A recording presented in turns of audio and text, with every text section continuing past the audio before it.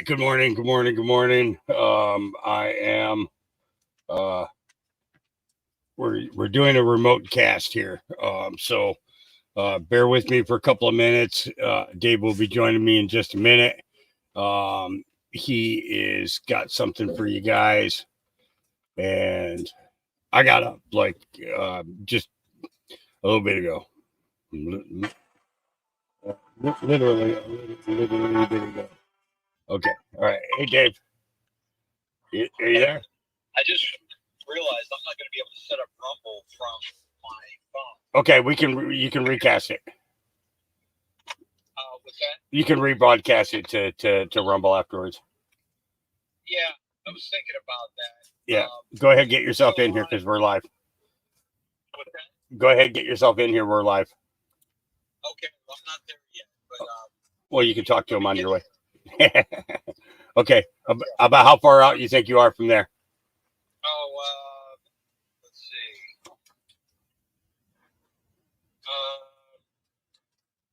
About 8 minutes. 8 minutes? Okay. All right. Okay. I'll keep everybody entertained until you get back.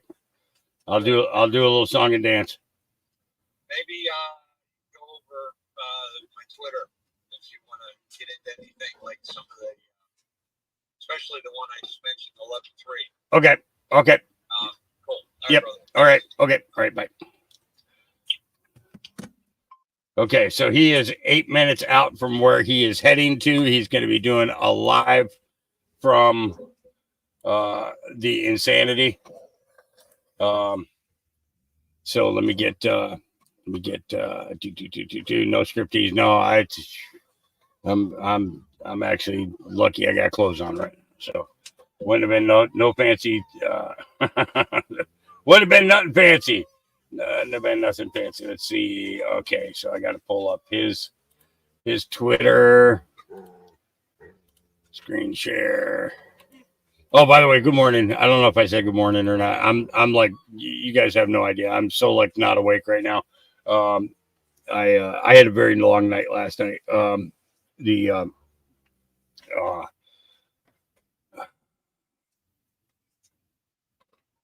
I got somebody coming that's bringing me some burn barrels, and at the same time was attempting to pick up dog food for me from the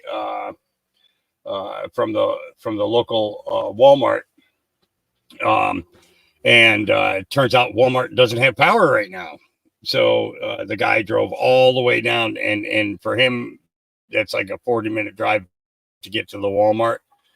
And he got down there early, of course, to in order to get the dog food and the puppy food, and he was going to load it in his trailer and bring it all back.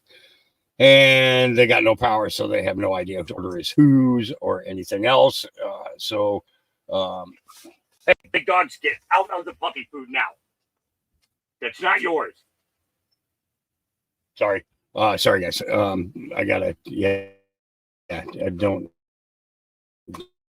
They don't understand if the puppy food in there, they're getting all itchy and everything else. In order to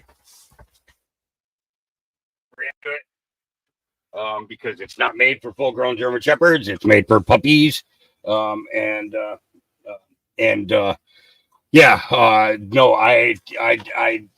did have the opportunity to make a cup of coffee. Have I even sipped it yet? No. I'm going to share that moment with you all. Even Auntie Wells called me this morning, and as soon as I answered the phone, the only thing I could say to her was multitasking, trying to get a whole bunch of things done, attempting to do that. So Dave is on another excursion, and you guys don't want to see this. So, all right, let's. Okay. It says, this is great. Scavino decode by my friend Oliver.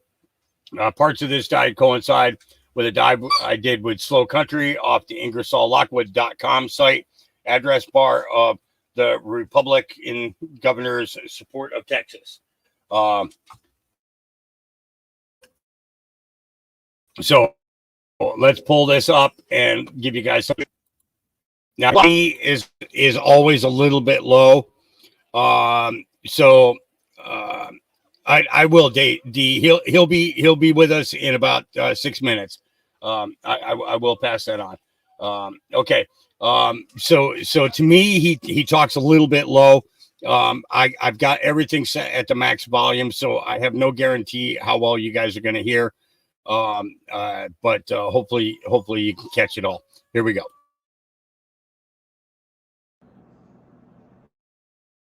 So here we are, another post from Scavino. Decode. Haiti losing 8%. Attack ads are worthless. 8:57 timestamp.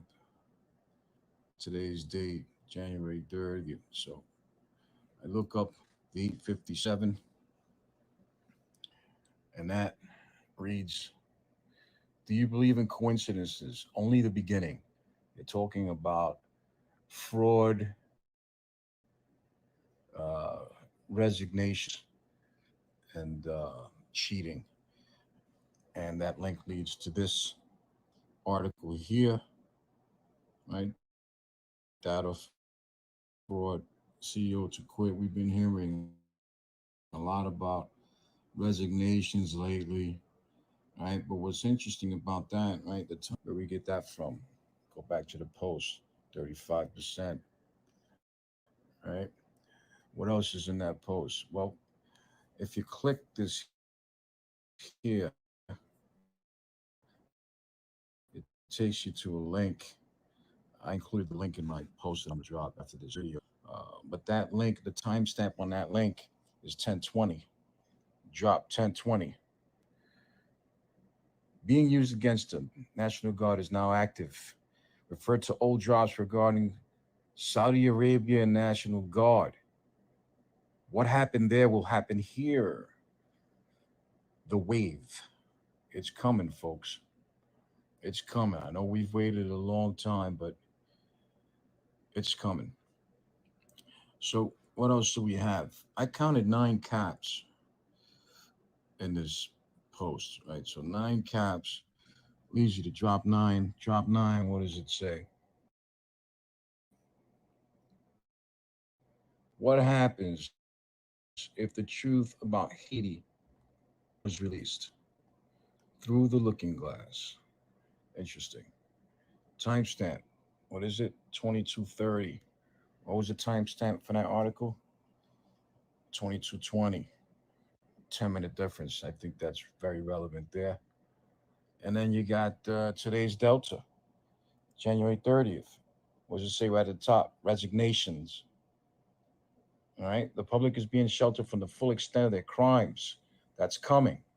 D-class is coming. Sexual misconduct is a public shelter to accept resignation. It reminds me of people like Cuomo, right? But none are protected. None are safe. So at the end of the day, even though they're going out for other reasons, they're really going to be taken out for their true crimes. It's coming, folks. It's definitely coming. So the last one I want to point to is what's mentioned twice in this post, and that's the word worthless. Worthless, right? So what does Q say about worthless? Well, it's a 187 timestamp, and we know what that 187 means, right? So who'll be the next to make the news with that 187? And within that drop, what do we find? Oh, worthless, right? Worthless. Clean house. Let's effing go. Oliver out.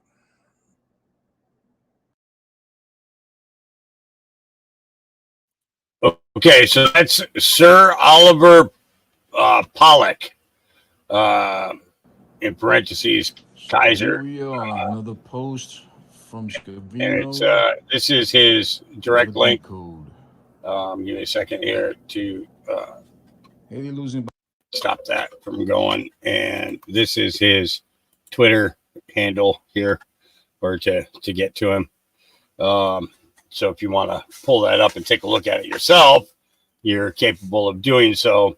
I killed my camera because I know that Dave's going to be coming in, and I don't want to burn up signal with my camera being on. Plus, I'm a funny kind of ugly this morning, so you guys don't need to see me. No, you don't. No, definitely not. Okay, and we're doing the rumble later. Okay, so. Did you get another round of snow? No, we did get a little bit of freezing last night, but not a lot. It was just really cold last night. It's not bad right now. Sun's out, so I'm hoping maybe we'll have a nice warm up day, which would be good. I can get out there and do some cleanup, which is always a bonus. I'm waiting on the guy who was going to get the dog food to get here because his car is going to need to be charged. He drives an electric car that only gets 30 miles per charge. So he wouldn't make it back to his house. So he's got to come to here. And the good thing is I got the backup generator, so he can plug into that and get his car charged up. I told him, I said, he needs to get a generator, put it in the trunk, and just drive around with the dang thing on. But they have a safety valve that you can't drive while doing it. So then. 35%. Okay, so unless shadow ban, then in early spring, when do birds sing? Who controls the National Guard? Why was the National Guard recently activated in select cities within the U.S.? Can the National Guard work in coordination with the Marines? Do conditions need to be satisfied to authorize? What former president used the military to save the republic, and what occurred exactly? Biggest drop to ever be provided on poll. Study and prepare. The masses tend to panic in such situations. No war, no civil unrest, clean and swift. So I think that that we're getting to a point where things are going to start rolling along. I want to make sure that was up to speed. And then let me pull up my own X and see if there was anything particular come up to keep us occupied while we're waiting on Dave to get here. I haven't even checked to see if what's out there, what's available, or anything else. So it's well,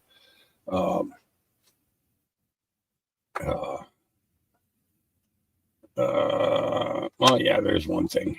There's one new thing. Actually, there's two things. Okay, those we can go through after Dave gets done with his thing. Okay. Let's see. QAG News. Okay, was just having a discussion with someone and it birthed a theory I think needs expanding. We expanded. Okay. Trump talks about deporting all the criminal immigrants. I've heard people ask, how would this be possible? How would you track all these people? Unsure if anyone has offered a theory on this. I am up late with my sons, so I thought I'd write it. In my eyes, it's fairly simple. They do it the same way they already track us, cell phones. Could there be a more valid reason we hand new cell phones to every migrant? Well, we've already talked about this, haven't we, guys? That that was the case, that they were going to be that they would be able to track them through that. Given today's technology, we can even go beyond tracking any cell device. Oh, Gabriel, please, that's the puppy's food. Any cell device also has the ability to listen. So not only can they be tracked, they can be verified by voice. So I, without question, believe Trump has a plan to deport all of them. I'll also offer up another possible awakening moment. Let's say Trump knows how to get this done in 6 months or less. Then 20 million people disappear from the U.S. How will that make cities feel? What will it do to the economy to be relieved of that burden? How many people will notice what Trump did for them? Just a theory. Well, a lot of people are going to think, honestly, a lot of people are going to take it personal, like, how dare you do this? But I think the majority of the people are going to be perfectly fine with that happening. Hey, young man. You hear me, Dave? Hey, buddy. Yes. Can you hear me? Yes. Here, I'm gonna do Clear. the stop sharing so people can see you. Dave's Awesome. out there in the sun, guys. Look at that. It is a beautiful day down here in the south of Texas, my friends. David Snedeker reporting here in front of the roosters crowing and the horses over there. We are at a children's ranch, and I'm going to let me get you dialed in here. Dave, I'm going to make you full screen. Yeah, good. Yeah. Yes, always full screen, Hawk, when in doubt, except when I look like I do now. Okay, so my friends, there are the cars parked behind me, and this is us coming in to this beautiful event here. As a matter of fact, I got to go back and get my sunglasses, man. This sun has not come out before now. It was raining my whole trip down here. And as you can hear behind me, there's some people talking, and we're going to get over there. But I also just saw who I introduced you to last night. I just saw the Soup Mama, and she's broadcasting to 22 countries right now. And so she shared me with some of her listeners as well. But my friends, it's very festive here. It's like this is the way life should be. It doesn't have to be just a, this could just be any other Saturday. You know what I mean? But look at this. Look at the flags. Look at the posters, the stickers, the hats. I've always quoted Q when it came to, hold on.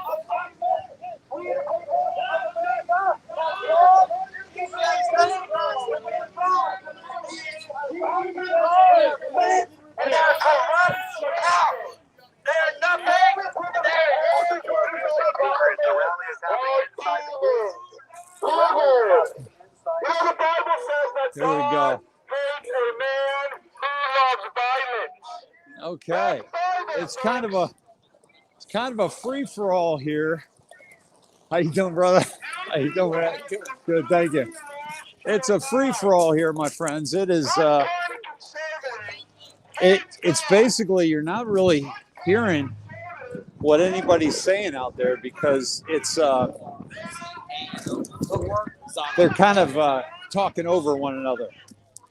So I'm getting away from that because here is this fantastic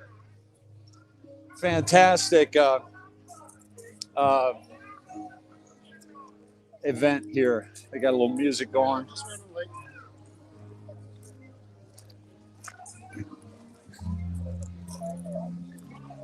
Look at this. How about that, Hawk?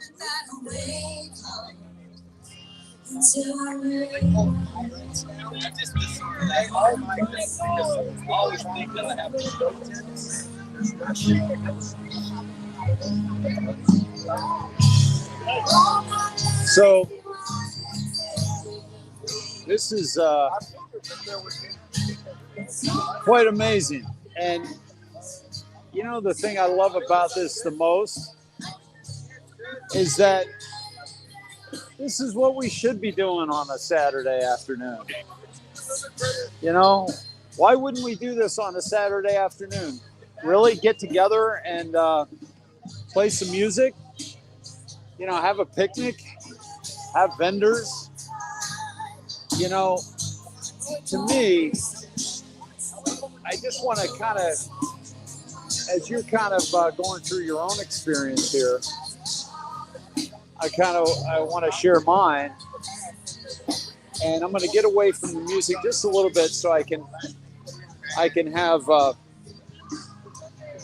little bit of quiet. But basically,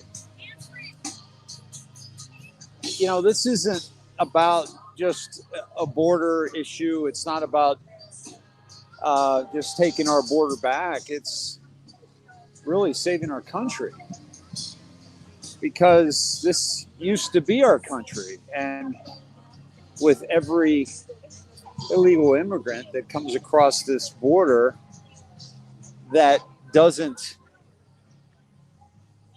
go through the process. I've had friends that have gone through the immigration process. It's a beautiful thing. Like they're proud of it. They remember that day. They celebrate that day every year, the day that they became a U.S. citizen. And it's because it means something. And so the fact that we're just letting anybody in, that's like any club that just lets anybody in. It's like, what are we doing? It takes away any intrinsic or real value to that entity that you're entering. And so who wants to be a part of a club where they'll let anybody in? And so to me, this is about taking back our country and really showing the pride in our country. And, it took somebody from the outside, and it took a businessman to do it. It took Donald Trump to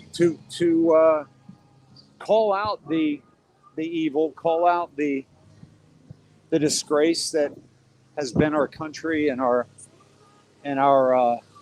government, and call it for what it was and what it is.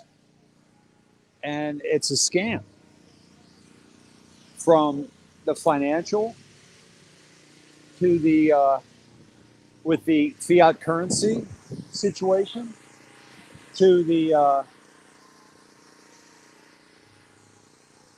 to our taxes being taxed into oblivion, including property tax, which doesn't allow us ever to hold land as sovereign beings, to the poisons in our water, the poisons in our food, and how the FDA is completely corrupted. Well, it took us getting to this precipice. It took us getting to this madness and seeing this madness play out for us to really kind of say, no, this is not okay. This is not okay that what we're seeing happening here. Okay. And here's some hats here. We the people are pissed off. That's a good one. What do you think? Which one? I'm going to get a hat. I'm going to get the sun off my head, and I also got haven't had a haircut in a while. You guys see any hats that I should get? Liberty or death. Okay, Second Amendment. Nice. Second Amendment, free men don't need permission.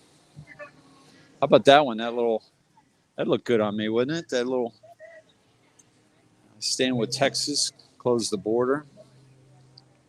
Trump 2024. And there's always, of course, the Make America Great Again. I've never really had a MAGA hat, just to Make America Great Again. Well, there's a first time for everything. Right? What do you think? And that's a Texas song, What's there's that? a first time for everything. It was put out by the Texas Tornadoes. Who's Texas Tornadoes? Really? Yeah. Okay. Yeah. Very cool.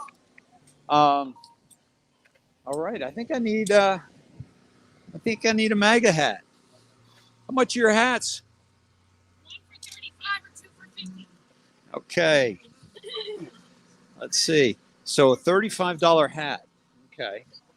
That's We're interesting. missionaries. What's that? We're missionaries. In what way? At- Africa, Kenya, Is that right? and Uganda. Okay. Oh, nice. Oh, Turn that's the what this is. camera around and Okay. interview her, Dave. Okay. Hold on. Interview her, Dave. Yeah, we gotta let's find out. Let's find out. Excuse me. Sally. I'm David, by the way. Hi, David. What's your name? Summa cum. Sue. May I get you on camera? You're a live stream right now, Oh, okay. and I wanted to hear about your story about the missionary. What story do you want to know? There's a lot Tell of us them. what you're doing. We raise money, and when you go to Africa, men have this culture about going from one to one, and it upsets me because my name is Mary, and I knew I was pure, and I used to run housing women that are homeless and pregnant. And Okay. God left me to Africa in 21, and I went to Africa and started doing amazing things over there. But women they just think it's normal. They went up to my son here twice and said, "You want to marry me?" And they've already got 5 or 6 kids by different men. So I preach the word that God says in the Bible. This is not the way to be. We're supposed to become 2 to become 1. So that's what I do. Wow. Okay. It's Awesome. more than what you thought I was going to say. Yeah. So and so where do you do this work? Kenya. And Uganda. Okay. And there's an orphanage that we're going to help remodel. It's Okay. called Proverbs, like the Bible Yeah. chapter Proverbs. Okay. And how do people find you? You can just look up Miracle Star Ranch Charities right here. Miracle Star Ranch Charities. Miracle Star Ranch Charities. Awesome. Okay. Awesome. All right. Well, I'm gonna get a MAGA hat. Okay, sounds good. Do you take? You got a card? I just Is that gave it to you. No. I mean, do you take a card? Oh, I yeah, mean, we take yeah. Okay. Daniel, come bring up his card. All right, my friend. So Mary, how about that? Doing some awesome work down in Kenya, and we're supporting. How are you, sir? That's David. my The husband. phone goes How beep are you? when you answer the phone. Yeah. Beep, Yes. and then I go beep. And it hangs up. Are you I'm serious? serious. You She does marketing. I- She gets Hey, do you charge me Do you charge $35 for that information? Actually, let me give you this one.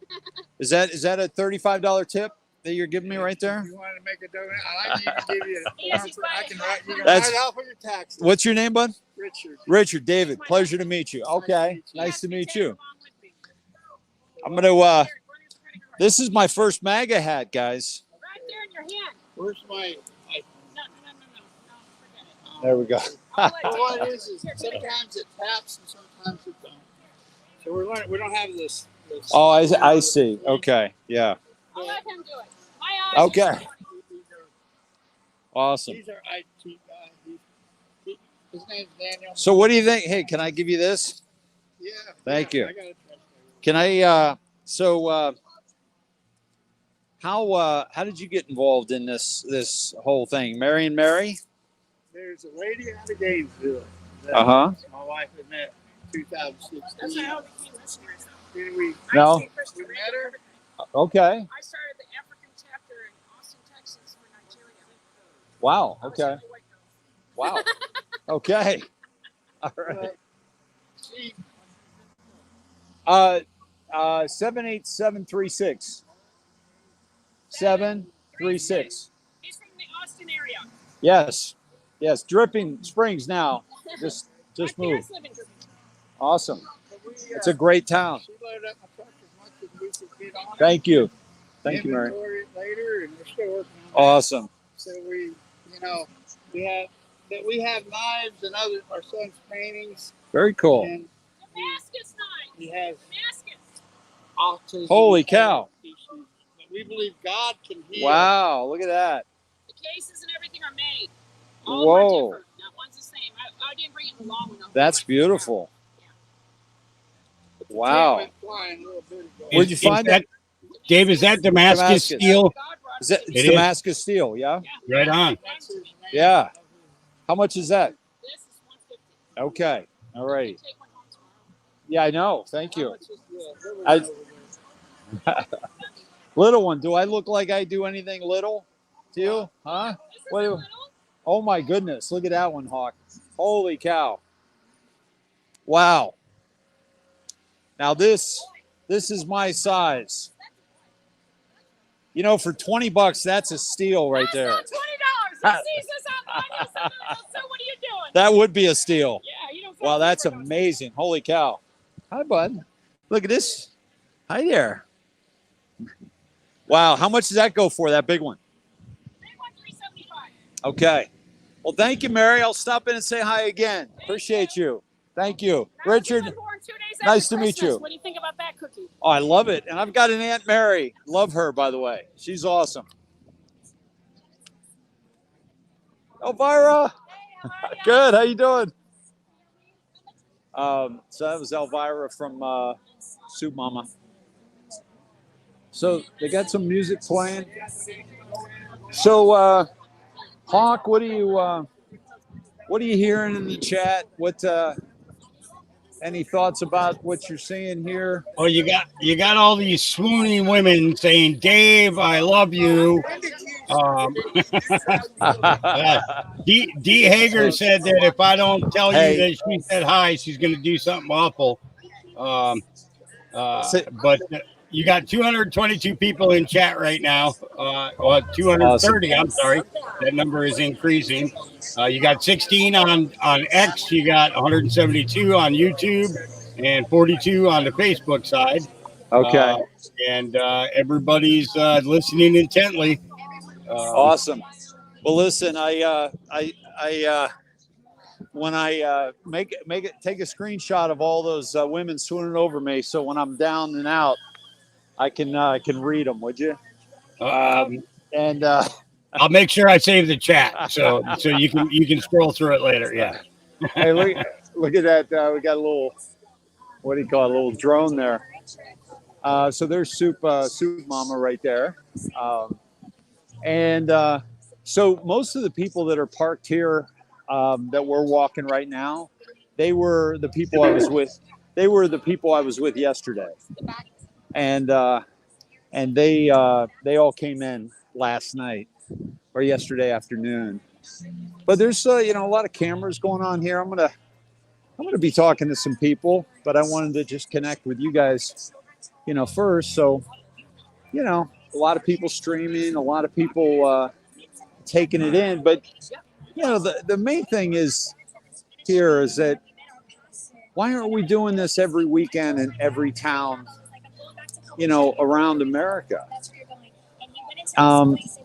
It's because this is dangerous to the people that control us. And, absolutely. And so they keep us divided by race, by gender, by religion, by borders. They keep us divided and not coming together. And I'm talking about the kind of border wars that happen. Okay. Not the border that you protect because it's your yard. You put a fence up and people need to ask if they can come on your property. I mean, that's been since the beginning of time. The only people that didn't consider, their land, their property were the natives, and they thought that, everybody is worthy of this land, not just me. But since we've gotten into the age, if you will, of property ownership, it's like you've got to check in. By the way, how do you like the hat? Looks good on you, Dave. All right. Red's almost your color. I know, right? Once your face catches up with a little sunlight, it's gonna be perfect. And then when you go tan, it should be real good. Yeah. So, I tell you, this sun feels like it could tan me right now. What a beautiful man! We had rain all morning and sleet up in Dripping Springs, and it is absolutely gorgeous. I mean, look at this sky here. The Texas sky is one of the most beautiful I've ever seen. It's just, Yeah, there's a toss up between Texas and Montana. I know, right? And by the way, I don't see any chemtrails down here. Yeah. That's a beautiful thing too. That's always a good sign. We don't want to forget that aspect of things. So, you know, this I don't know who this is talking, but she hasn't engaged me, and so I'm really still focused on you all. But so, you know, the thing is that I was just on my way down here, and it was funny. I got out on the road, and I, you know, pulled up my app, the Maps app, and I pulled up Arrival, and I was to arrive here at 11:11. It was 217 miles, and it was going to take 3 hours and 17 minutes. And I thought, wow, if that's not divine timing and engagement, I don't know what is. Of course, I had a few stops along the way, and but it was bad weather. But here I am, and this is the Take Our Border Back rally here at the Cornerstone Children's Ranch, where they're raising money for this ranch and bringing this to this location so that we're not, you know, interfering with official business actually at the border. Now, if I'm not mistaken, over that ridge is the river and is the border with Mexico.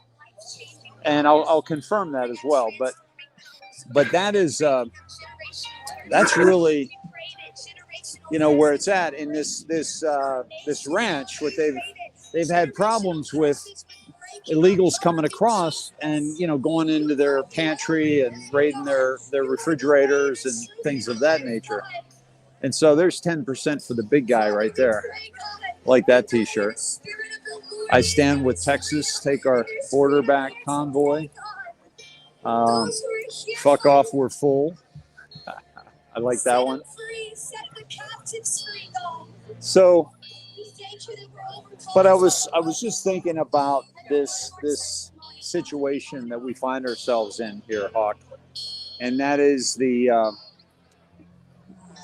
reason I came down here is because I've been doing a lot of decodes that are showing that things seem to be coming to a climax, right?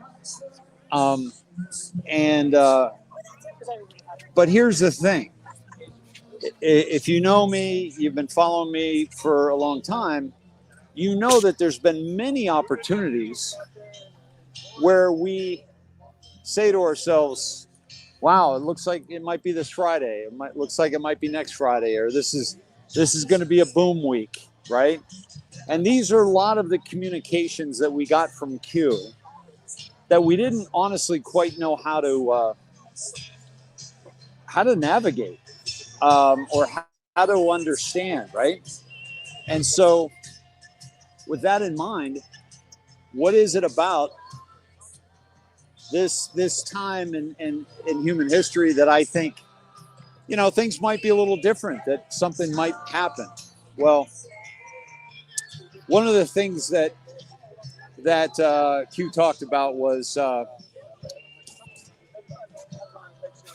11/3, the start was one of the posts, and we thought that was a date. And for us early anons that were dialed in October of 2017, we thought it meant, oh my God, it's going to be next week. It's going to be November 3rd that this is going to go down. And we also thought there was going to be arrest of Hillary, arrest of Huma, arrest of Podesta. But we now know that didn't happen. And so for the early anons, we were still trying to figure stuff out early on. And so when that stuff didn't happen, then we thought, okay, well, maybe it's next year. Maybe they're gearing up for this, right? And so it didn't happen the next year. It didn't happen the year after. It didn't happen the year after that. Here we are, 2024. And where are we? Things have gotten worse. Things have gotten much worse.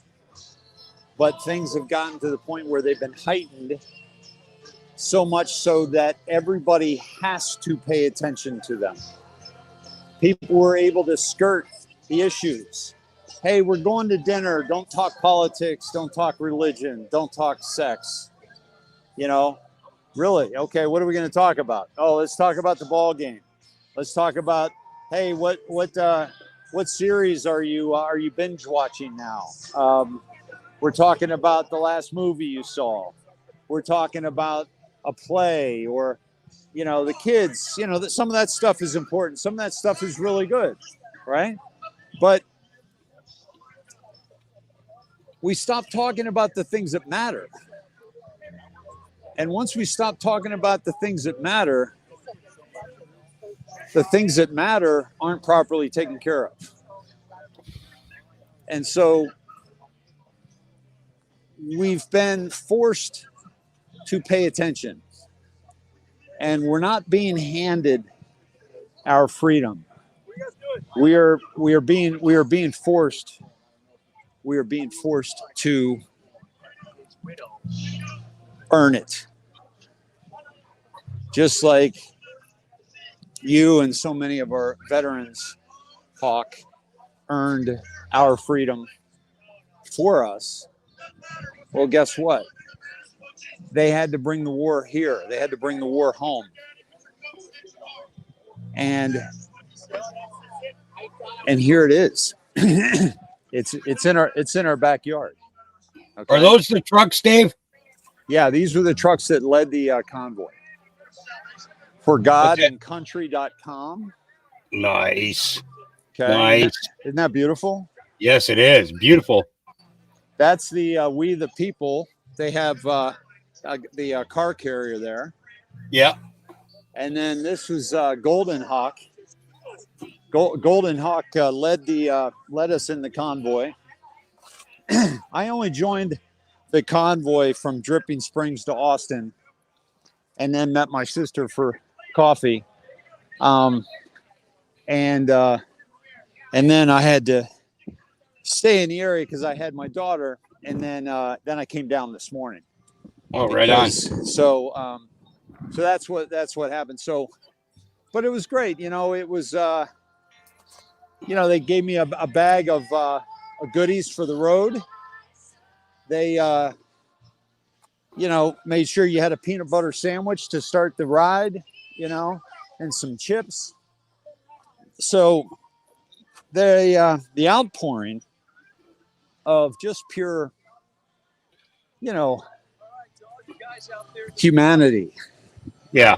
Is really beautiful. Is really beautiful. So, Dave, I got to tell you, you got a request to find somebody for an interview. Dean Reedy says, Hawk asked Dave to go find Joe, First Responder Media. Joe has traveled and filmed entire border 3 times, 2 convoys. Can't miss Joe easily. He's a 300-pound Hispanic. He's Okay. live, got 1.12. Well, he's got 1,200 people watching right now. Okay. Yeah, I guess if this guy's been in every convoy that they've done, I'd love to talk to him. Yeah, exactly. I'm sure pretty much everybody there knows who he is. But yeah, First Responder Media Joe. Okay. All right. Cool. I'll check him out. I'll find him. First Responder Media Joe. Yep. Hey, folks, do you mind being on camera? I'm fine. Okay. All right. Do you want to talk but just not be on camera? I'm good. Okay. You're welcome. So we'll find him a little bit as I walk. I'll just walk through the whole place and I'll keep my eyes peeled. But this is really just a where do you go where you see this many American flags? Where do you go that you see this many Texas flags and Let's Go Brandon flags, which is absolutely fantastic. And what a beautiful space this is. Nice and wide open. Hey, you guys mind being on Cupcake camera? Girl And said talk he's over about by what we're the doing? skate. I'm Dave. Guys, hey, Dave Snedeker. Eric, nice to meet you. Josh, nice to meet you guys. Where are you from? Pennsylvania. Oh, awesome. I was born in Beaver Falls. Okay, not too far from that. Okay, awesome. Did you come down from there for this? Came down for. Here, let me get this on you. Hold on. There you go. Oh, Oh, by the love way, the beard. you're on with my crew. Love the And, beard. There's I think about he's Hawk. My buddy says he loves the beard. Thank you. Thank you. So you came down today? No, we came down last night. We got down here last night. So you were in the caravan. No, we weren't. Okay. We are not trying to be involved. We want to be able to give an unbiased, unedited, uncut view of what it is. So, Okay, very cool. We're here. We have our own views. We have our own viewpoints. Right. But we're not here to interject that. We're here to document what's going on. We went down to. We stayed in Laredo last night. Okay. I apologize. I keep forgetting. But we stayed in Laredo last night just because we wanted to be away from everything. Took a drive further down south for about another hour late at night, right around midnight. Past some people. We've got live videos of that were put out just as well on Facebook. And yeah, we're just that's Where you guys? Do you want to share your Facebook? I'd love to. Okay. Sure. It's American Asshole. American three Asshole. S's. With some three reason- S's. For some reason, 2 wasn't good enough. Okay, We maybe had that to was three. taken. The No, two. not Facebook said taken, we but could use Facebook it. wouldn't allow. So Oh. American Asshole. We added a third S. So American Asshole with 3 S's. You'll see a coin. Hop on there. You'll see some of the videos that we were taking last night. Cool. And just south of Laredo, there's some intermittent camps, and I got the names of those camps on video for you guys. If you want to do your own research, you'll see them.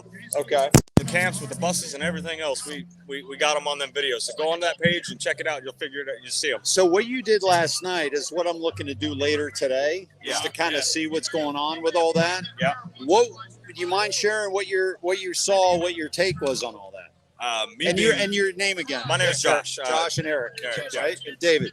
I'm prior military, so my prior experience, when I saw it, it looked like almost like a fob for you military guys, foreign operating base in a sense, big white tents and such. And right out the front, they had a bunch of white bluebirds, flat nose buses, and they had the gates, ECP gate entry. And where these camps were, they were literally, the back end of these camps were on the border themselves, and the front portion of the camps were on U.S. Highway 83, right Really? south of Follow Laredo. that down south of Highway 5 miles 83. south of it on 83 Okay. south. Yeah. By the way, my buddy is he's a Marine vet, Hawk Okay. Marsden. He's Hawk J Marsden on Facebook. Okay. I'm persona non grata on Facebook, Give David me a Snedeker, second. but I I'm wanna- at Dave Snedeker on Twitter, on X, and the Indoctrination on Rumble. The Indoctrination, no space on Rumble.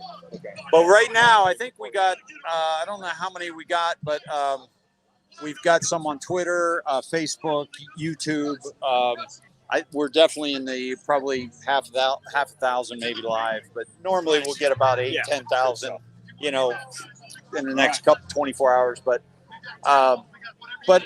so what you saw was obviously a coordinated effort, not just by accident. Like, these guys aren't just strolling across the border. No, This is a concerted effort. it would appear so. Perception is reality, right? And what we perceived it as from our eyes is that, it is a coordinated effort. A lot of money has been spent in this, and the 2 facilities we saw were literally right on the border. One of them was named Camp Walker. The other one was Site 7210. Okay. And they have the big post out front. So you, like I said, get on American Asshole. You guys have permission to take over and look at that video yourself. Thank you. And scrutinize it and check it out. So That's 3 S's, American Asshole. You know, Three Dave, S's, I'd correct. like to know if Hold they, on, Hawk has got a question. Yes. Hold on. Go ahead. can they tell us if Go ahead, are bud. they housing entire I'll relay it. families, or are they separating them so that men are in one place, women are in another, children at another? Hawk is asking, are they separating them? Women, men, children? So we can do a little clarification. When we drove through last night, it was about anywhere from 1:30 in the morning. Yeah, Okay. roughly.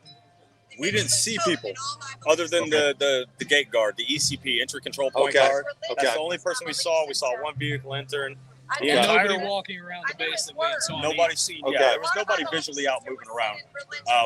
We took about a 30-minute jaunt down even to another, I forget the name of the city. Sand something, it's just south of that, you'll see it. Came back, we've seen no border patrol, no government presence whatsoever, no law enforcement. But we did see about 6 or 7 buses that were lights on, riding right One alongside of the school border. bus. And a One bus. school bus, and Wow. the rest were military or prison buses. They said they appeared to be. There's one school bus. Yep. What do you guys make of, Biden, the Supreme Court, saying that Abbott can't do what he's constitutionally allowed to do? What do you make of this whole showdown, if you will? But to be honest with you, I would prefer to not mention any of that. I don't want to get Because of involved your- in that because Yeah. we don't want American Asshole to be twisted or represented. Right, we right, right. are who we are. We came down here as American citizens to Yeah. see for our own eye what Yeah, was going sure. on here. And yes, we have the brand American Asshole. We have a website, but that's not why we're down here. I am going to take advantage of an unfortunate situation just as well as everybody else. We don't have merchandise here. We are not selling anything. We are videoing, documenting, Same. and talking to people, That's and it. that's the extent of it. Yeah. Our opinion, it is our opinion, and yes, we do feel strongly about that opinion, and I'll just say that it's a more popular opinion to that effect. But So is it you don't want to get hit on Facebook with this kind of language? Is that not the necessarily. I mean, concern? look at Not my brand name. necessarily. It's Right, American right, Asshole. right. It's Yeah. not necessarily language or the version of language. It's more along the lines of I am very fresh. I have my opinions, and American Asshole is not meant to be political. American Asshole is meant to be factual.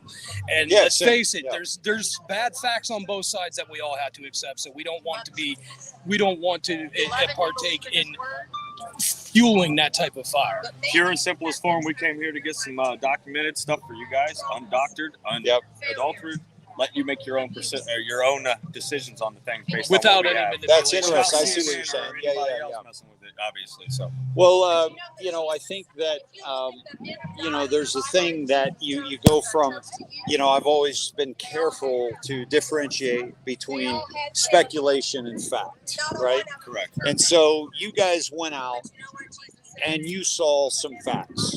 Now, that's anecdotal evidence. It's not you couldn't go into a court of law and say we saw 5 buses and thus the Exactly. borders being taken over, right? Exactly. You didn't see anybody. You didn't, but what you saw was an operation that is meant to move human beings. Large sums of people. Yes. And I don't think they're sending them south.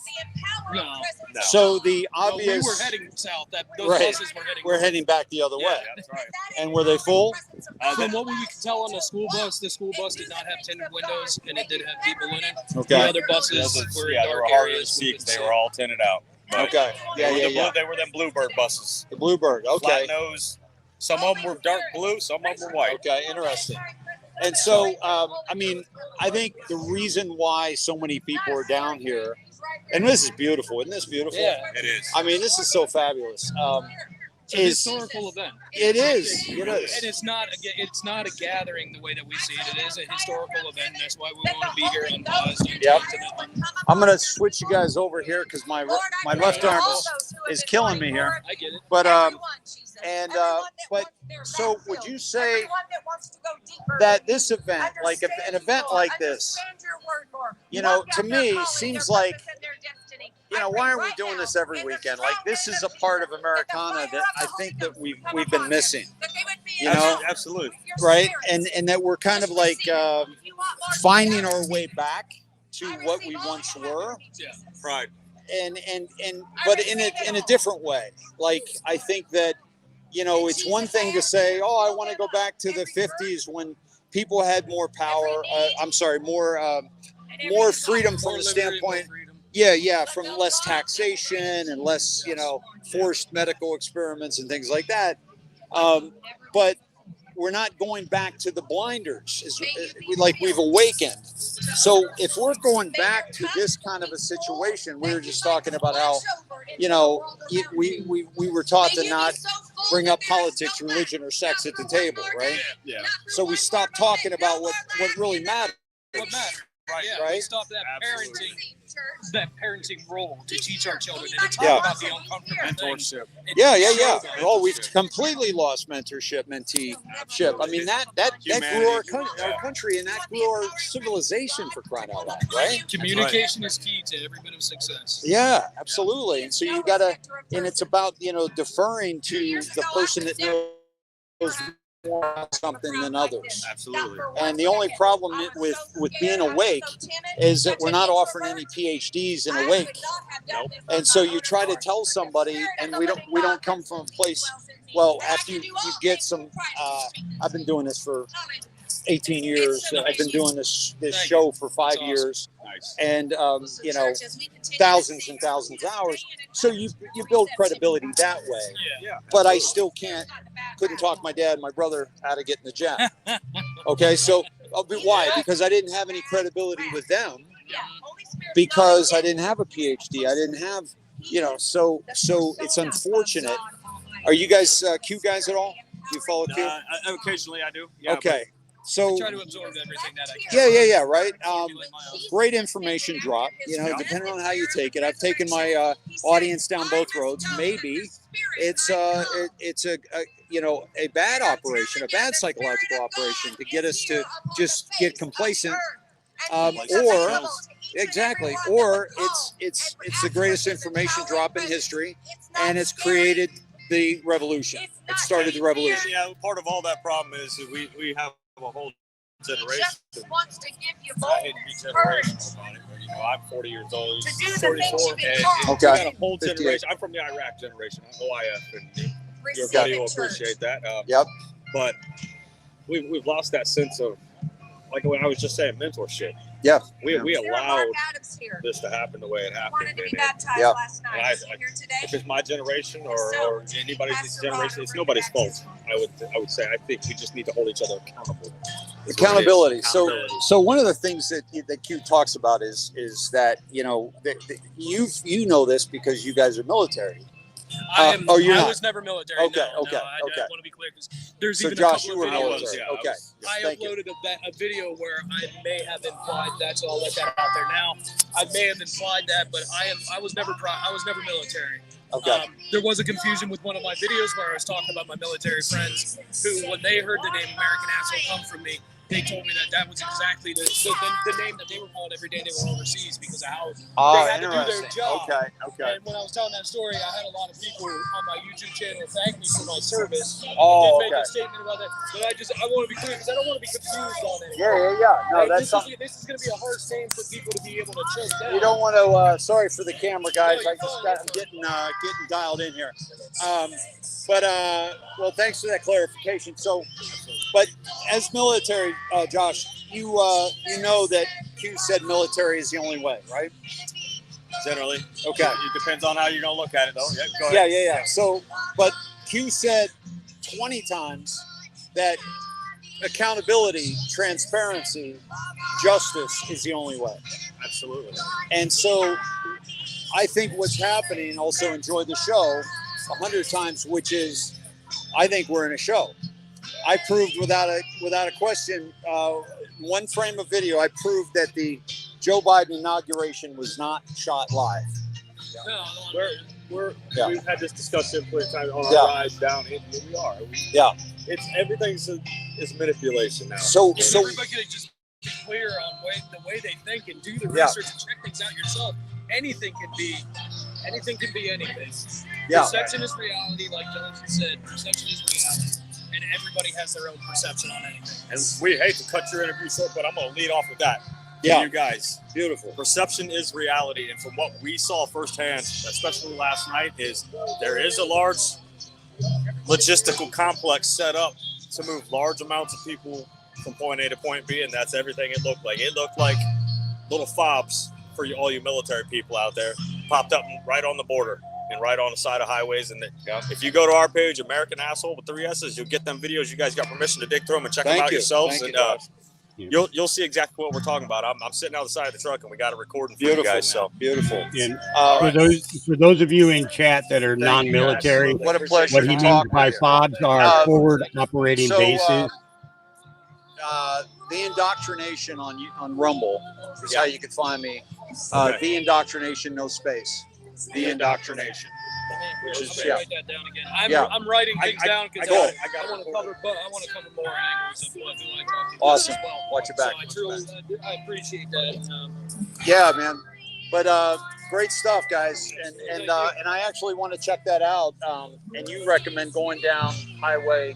It's where we were is a couple hours away down Laredo, right? So it's like 2 hours. Dave, let them know I messaged. U.S. Highway 83. Highway 83. Right through the south side of Laredo. You'll see these encampments. You can check our video for proof for yourself. You'll see what I'm talking about. Cool. You will go through Laredo though. Yeah. But that's a straight drive. The Okay. highway the whole way down through. All right. Awesome. Have a great one, guys. Be safe. Thank you. Dave, I let them know I sent them the channels through a message on Facebook. Okay. Hey, Josh. Hawk just sent you all our channels on Facebook. Okay. See you guys. How you doing, darling? What you got there? What's that? Constitution. What's your name? Sharon. Sharon. David. Nice to meet you. We talked last night. Yes. Sapphire. You're Sapphire. Yeah. I didn't recognize you here. Let me do this. Here we go. Folks, so at any rate, I told people about you. Okay. Right now we're live streaming. Guys, this is Sapphire Patriot that I told you about that's been holding vigil for our J6ers Yes. for how long now? It's been 540, approximately 47 days straight. 500. Behind the DC Gulag. Amazing. And I So- stand in solidarity with Ashley Babbitt's mother, Nikki Whithoff, and many other J6 wives. So, that the video that we did, the interview we did, isn't Yes. up yet, but you're live, and I told everybody about you yesterday, and I showed them a little bit of the video of our Okay. interview, but I didn't show them the whole thing yet. Okay. But talk to them about how you guys are holding vigil and actually able to communicate with the J6ers. Okay. What's the what's one or two things that you experienced that just couldn't believe that was hard for you to come back the next day? Well, I'll tell you, there's been many heart-wrenching things. But, we stand behind that DC Gulag in solidarity for Ashley's death to get justice for Roseanne Boylan. And one of the hardest things about standing there is the opposition that shows up.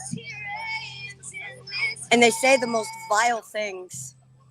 And you realize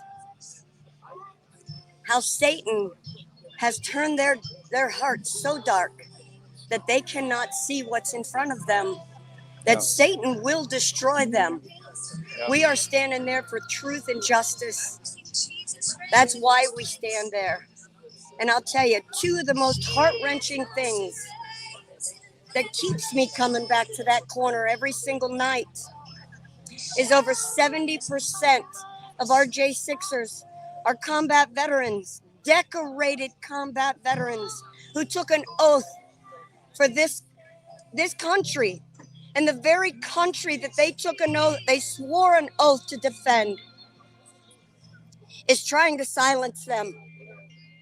And we're not going to let that happen. We are the voice for the J6ers. We stand there every single night. They call out to us. We put them on microphone and a speaker, and we let thousands of people all over the world see and hear their stories firsthand. The government is trying to silence and cancel these people. We're not going to let that happen until we get justice for Ashley, for Roseanne, for Benjamin Phillips. And I apologize, I cannot remember the other gentleman's name at this time, but they deserve justice for their deaths. And every J6er needs to be released. Absolutely. And the suicides that have happened as a result of being incarcerated, of being basically the enemy of the state. Yes. Unjustly. Yes. And actually, less than 6 months ago, we had to add to that list. Young man just couldn't handle it anymore, and he took his own life. And we stand out there for them too, to get them justice, to let them know that we are so appreciative for what they did that day, that they stood up for us. I wasn't there, but I will be the voice for them. God bless our J6ers. Yeah, God bless and God you. bless Ashley Babbitt. God bless you and all the work that you're doing. Thank you. And my fellow Ohioan. That's right. Fellow Buckeye. Fellow Buckeye. OH. I.O. All right. Thank you, Patriot. That was awesome. Yes, You're guys, welcome. that is Sapphire Patriot. Sapphire Patriot. I told you about her yesterday. I Right? can't help but get emotional about it because it just, I hear you. it's in my soul. Yeah. We're going to be in touch. Brother. Thank you. She's a hero.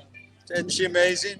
How you doing, brother? What's your story? I'm David. Do you want to be on camera? Do you want to talk about what's For going about on here? 1 minute, yeah. What's that? For about 1 minute. Okay, about a minute. And what's your name? Jay Jones. Say again, I'm sorry. Jay Jones. Jay Jones. Yeah. David Snedeker. Pleasure to meet you. She's You're on the corner in D.C. every night. I know, right? Isn't that amazing? And I'm in another chat that's right beside her in the D.C. Gulag. Yeah. And, so we're trying to get our J6ers freed for the wrongful charges. We're trying to get justice for Ashley Babbitt. We're trying to get justice for Roseanne Boylan, Kevin Greason, and Benjamin Phillips. They were all possibly murdered by the D.C. police. And the video evidence coming out proves it. Steve Baker on Blaze TV has the videos of the Proud Boys, the Oath Keepers protecting Officer Dunn, and also Officer Lazarus never showed up. They're coming to courts and saying that they were attacked and called bad words and all that, and the videos prove to the opposite. Yep. The reason I'm here is because I live in Texas. Sick of the fentanyl deaths, 150,000 a year. The human trafficking is the big issue. Yep. God's children are not for sale, No. and I stand solid with that. Whereabouts in Texas are you? Up in the top northeast corner. Okay. I'm from Dripping.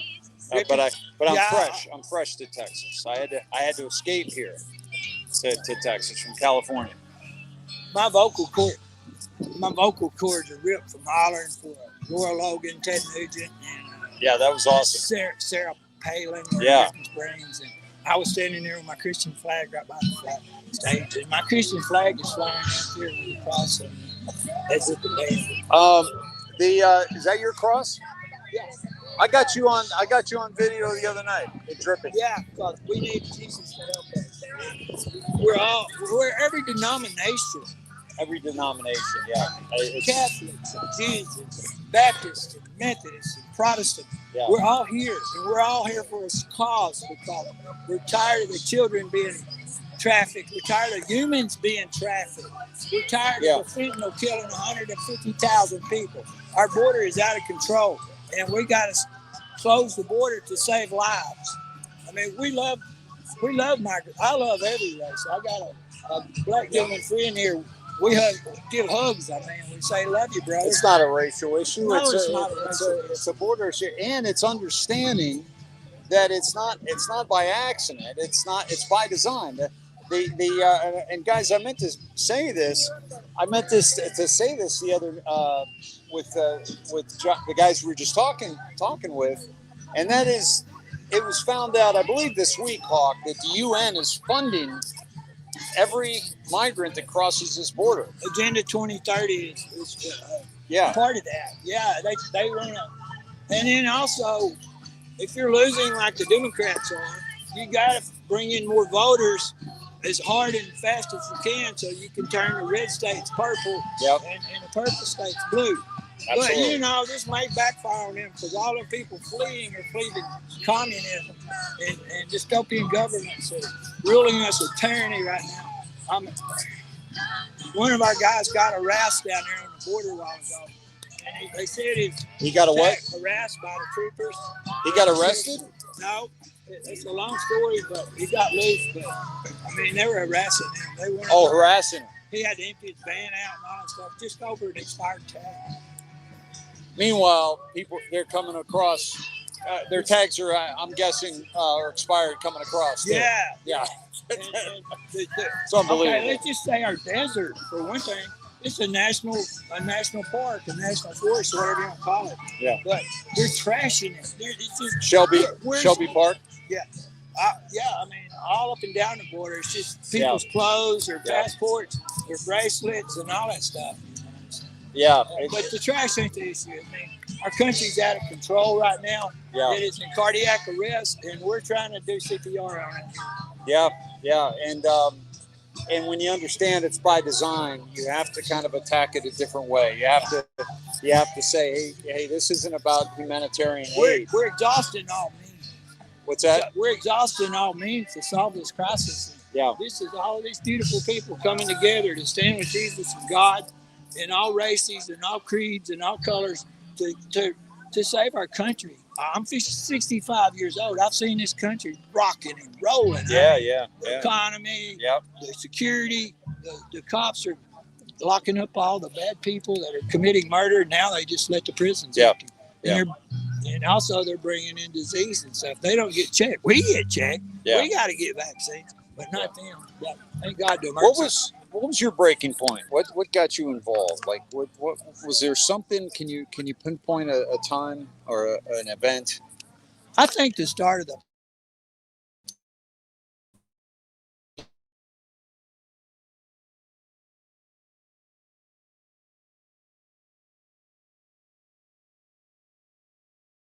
Oh, we lost your audio, Dave.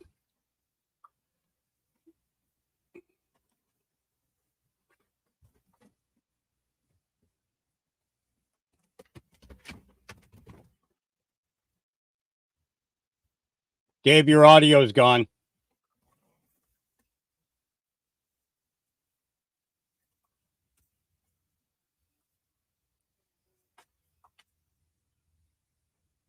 All right, he'll be back with us in a minute, folks.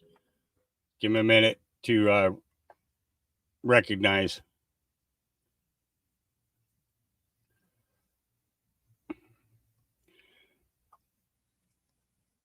Dave, if you can hear me, your audio went out. Your audio's gone. We have no mic from you anymore.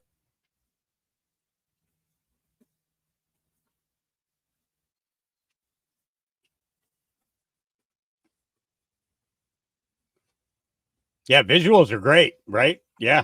He's definitely got a good phone there. That's definitely catching good. Okay, we can see you, but we can't hear you, Dave.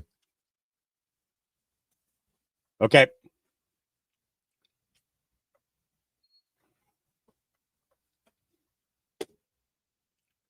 I'm not good at lip reading.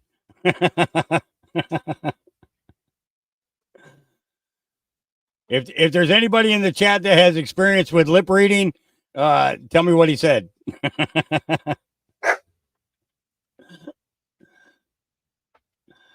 We're working on it. Bear with us.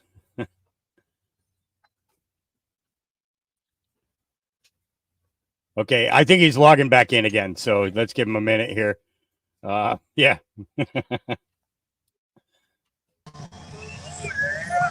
Okay, how's that, buddy? Yep, we got you back. Great. Okay, good. Okay. Hey, thanks for letting me know that. How about that, gentlemen? Pretty awesome. People here. Yeah, we lost the last 2 minutes of your conversation. I was trying to get through to you, but I didn't want to be screaming at you. You know. Would you say it was like the last 2 minutes? Yeah. Okay. So what happened was my friend called me, and I had to take off his phone call, but Oh, then it disconnected your must have microphone. knocked out the mic. Yeah. Yeah. So there's CGTN. What is CGTN? Anybody know? Don't know. Let's see. CGTN.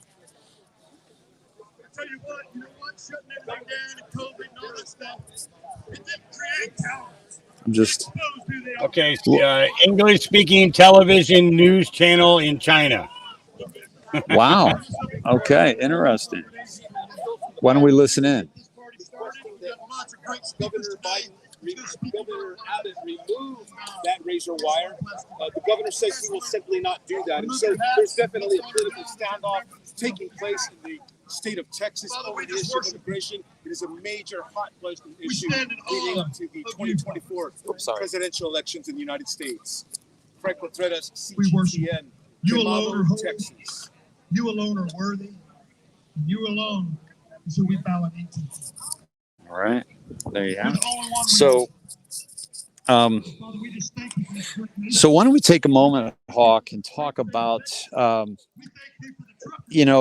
I was finishing up before those interviews, right? I was finishing up with the conversation around 11-3 and how, for us in early anons, we thought it was going to happen a lot sooner than now, but then we realized, well, wait a minute, it's not a date.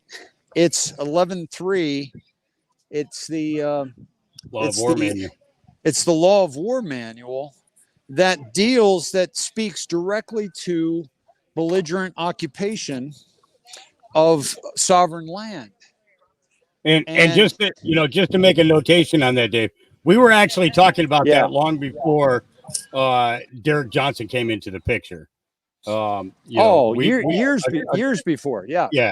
So, the thing that Derek Johnson did, and to give him his due, first of all, I was always a little concerned. Hold on a second. I'm going to try to, let me do something here with, is that, this isn't operating the way that I had hoped.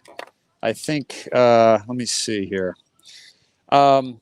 Is that Derek kind of distilled it, but we've been making moonshine for a long time, and we've been doing it daily. And Derek kind of packaged it, kind of packaged the thing that we've been talking about for years. And God bless him. I think he's getting a lot of good word out there. But also, there was a current concern because I've been in touch with Derek. And early on, when he was just coming up, I could have been the third or fourth major platform to have him on, because he and I were in touch. But my biggest concern was that he came up through Charlie Ward, and you guys all know that Charlie's not to be trusted. So if Charlie's not to be trusted, and if you don't know about Charlie Ward and the negative things about him, check out M Seeker of Truth's channel on YouTube, M Seeker of Truth, and he's got a video called 30 Reasons I Don't Trust Charlie Ward. And the reason why, very good video, and it's and they're all true. I've fact checked them all. And my line with them was, you did 30 reasons why I don't trust Charlie Ward. I only needed one. And that was when I found out that he lied to us about the king, the Gregory Hallett. And so this is, by the way, Golden Hawk right there. Yeah. So at any rate, and he lied to us about Gregory Hallett, and he told us this, but it was it was just really strange because he said he knew about it, but he didn't tell us about it or tell his audience about it. I wasn't his audience, but and Charlie was in the chat. People were trying to get us to do shows together. But so, as you all know, I've been very trepidatious about these people that come along late in the game, simply because I've been in the game a long time. And so I know who's who. I know who's new. I know who's not. I know the mechanisms that are used to entrap our minds. You know, intel, flashy, exclusive, you know, huge intel. You know, I've got a secret source. We talked to Q this morning. You know, Charlie and Simon both said that. You know, when Charlie said he talked to Q this morning, what's her name? Mel K said, "Yay, Charlie, yay." You know, because Charlie said, "Yeah, Q's been watching what we've been doing, and they're very happy. They're very proud of this," or something like that. It was something ridiculous. These guys aren't talking to Q. These guys, why would a U.S. military operation reach out to, you know, Charlie Ward and Simon Parks, two British guys, both with ties, Simon with ties to MI6 and the CIA through his parents. He supposedly was spawned by an alien, and then Charlie was securing young girls for Jimmy Savile and his show. So, you know, these are the kind of people. So, at any rate, you know, I've always been very trepidatious about people that came up through either of those guys. And, you know, Nicholas Vienneman, I've never met him. I don't know him. I don't watch his stuff. But he came up through Charlie. David Rodriguez came up through Charlie. And I was the one that introduced Charlie to, or David to 30 Reasons I Don't Trust Charlie Ward, and told him that, you know, I couldn't do shows with him if he was going to continue that relationship. And he kind of made his own decision, but I think I helped it along a little bit. I'd like to think that anyway. And he was grateful that I, you know, shared that information with him. But at any rate, so back to Derek Johnson. I'm sorry, guys, for that little tirade off Hawk just simply saying that we were talking about 11.3 as being a law of war manual long before Derek Johnson came along. Derek Johnson kind of brought it to those newly awakened, if you will, or those that have been awake for a long time but had never had it distilled like that. So, at any rate, so 11.3 went to the law of war manual, which is belligerent occupation. And that's what we are experiencing right now. There's no question about it. I mean, can you be any more belligerent than the, excuse me, the Pelosi's who are, you know, beating all the best financial analysts and all the best hedge funds in her stock choices, which just so happenly coincide with the bills that are passing through Congress, and how they benefit the companies that she invests in. So that's a belligerent occupation. But then there's another thing that popped up, and this is what I've been led to recently, has been 11.3, and a few times, and so Hawk, why don't you talk about how and how the U.S. border is all eyes are on border, and this gentleman's talking here. Oh no, he's just saying why we're not over at the border. But so where the state comes in with the federal government, okay, this is what's absolutely so huge right now, and that is all eyes are on Texas border. Why? Because it's the same kind of invasion that Europe saw years ago, which was all orchestrated by Soros and the UN back then. and by design. And then here you have the same thing happening here at the U.S. border. Okay, and so Hawk, let's talk about the Constitution, Article 1, Section 10, Clause 3, and how you came to see that as something different than just maybe that. Well, you know what it was Slow Country contacted me like in the middle of the night. And he said, "Hey, you know, I found this, 110 uh, uh, dot three or Article 3," and he said, "You really need to look at this." And I said to him, I says, "You know, the way that I perceive this is the 11.3," and he's like, "What?" And I was like, "Yeah, take away the zero." I said, Yeah. "You know, the only thing that we need to know that this is that 11.3 is activated is the arrest of Podesta and have him out in the open." And the thing is that the very next day, what was reported, John Podesta stepping in to take over for John Kerry. Yeah. You know, which is 11.5, right? Or 11.4 is 11.4. So yeah, Podesta's 11.4.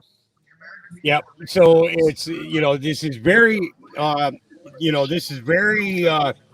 telling in a way, because if we look at the way the Q drops were, and we look at the time frame that we're looking at right now, and what Trump has done to so many others in bringing them into the light, so that everybody can see the darkness that they bear, it's like, okay, now it's Podesta's turn, to be exposed, because we already seen Kerry exposed in everything that he's pulling between the climate change agenda, going around speaking to all these different countries and everything else. And this is the thing, is that there was Kerry should have been charged when Trump was in office, because Kerry was still making his rounds. Yeah, and he wasn't part of the administration. The Espionage Act. Yep, so we now see Kerry completely exposed, and we see that that now Podesta's moved into that position. I think that the next thing that we will see is more and more information in regards to Podesta coming forward, nailing him. But when we look at 11.3, we think of the occupation, right? Yeah. Because that's basically what's going on. The occupation of Washington, D.C., and the occupation of Texas, New York, Chicago, and the other major cities that claim to be sanctuary cities. 11.4 is going to be the removal of that occupation, or the end of that occupation. So, to me, this all just falls into place, and that Article 1, Section 110.3 just opened it all up in one big picture for me, and I can't see it any other way. Somebody, yes, and I agree. What you just said there about the occupation and the end of occupation. There's only two ways to end the occupation as per 11.4 Law of War Manual, and that is either to get rid of the occupation, or the occupation becomes no longer belligerent. It's no longer a negative. They become an ally, and there's no chance of that. We're not allying with these people that have enslaved humanity for generations and generations. And so the only way out of this thing is by getting rid of them.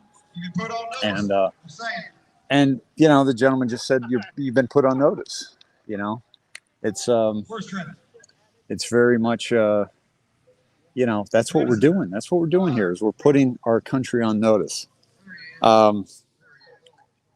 Somebody said Mike Penny was bringing Dale Earnhardt down to the border. Are you sure he's not taking him to Dallas to see JFK return? Ladies and gentlemen, a lot of you arrived here after I spoke about this a little bit earlier. I think they're going to Dealey Plaza, guys. I think JFK is going to return there, and Richard Pryor and a whole bunch of others. Yeah, exactly. So, if you think I'm making fun of him, you're right. Because so many people in this movement have been a distraction and have really ruined the credibility of the truth movement. And my criteria for being a part of this truth movement is you just got to tell the truth. That's really the only thing you got to do. And so, I see.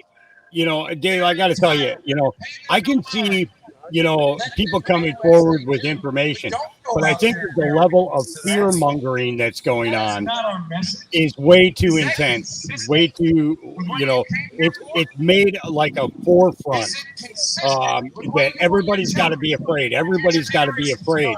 And I don't think that that's the case that it should be, I think that we're supposed to be experiencing this and gaining an understanding from it, not a fear. I don't know if you agree with that or not. I had a truck right behind me, so it's not a fear. Let's say that again. What's that question? It seems that most of the podcasters are promoting the fear mongering angle instead of just getting into the outright truth of it all. Absolutely. Yeah. Whoop. You just went down. Up. Okay. You froze up on us, Dave. You're in a bad spot. Bear with us, guys. We'll get him right back. Bear with us. We'll get him back.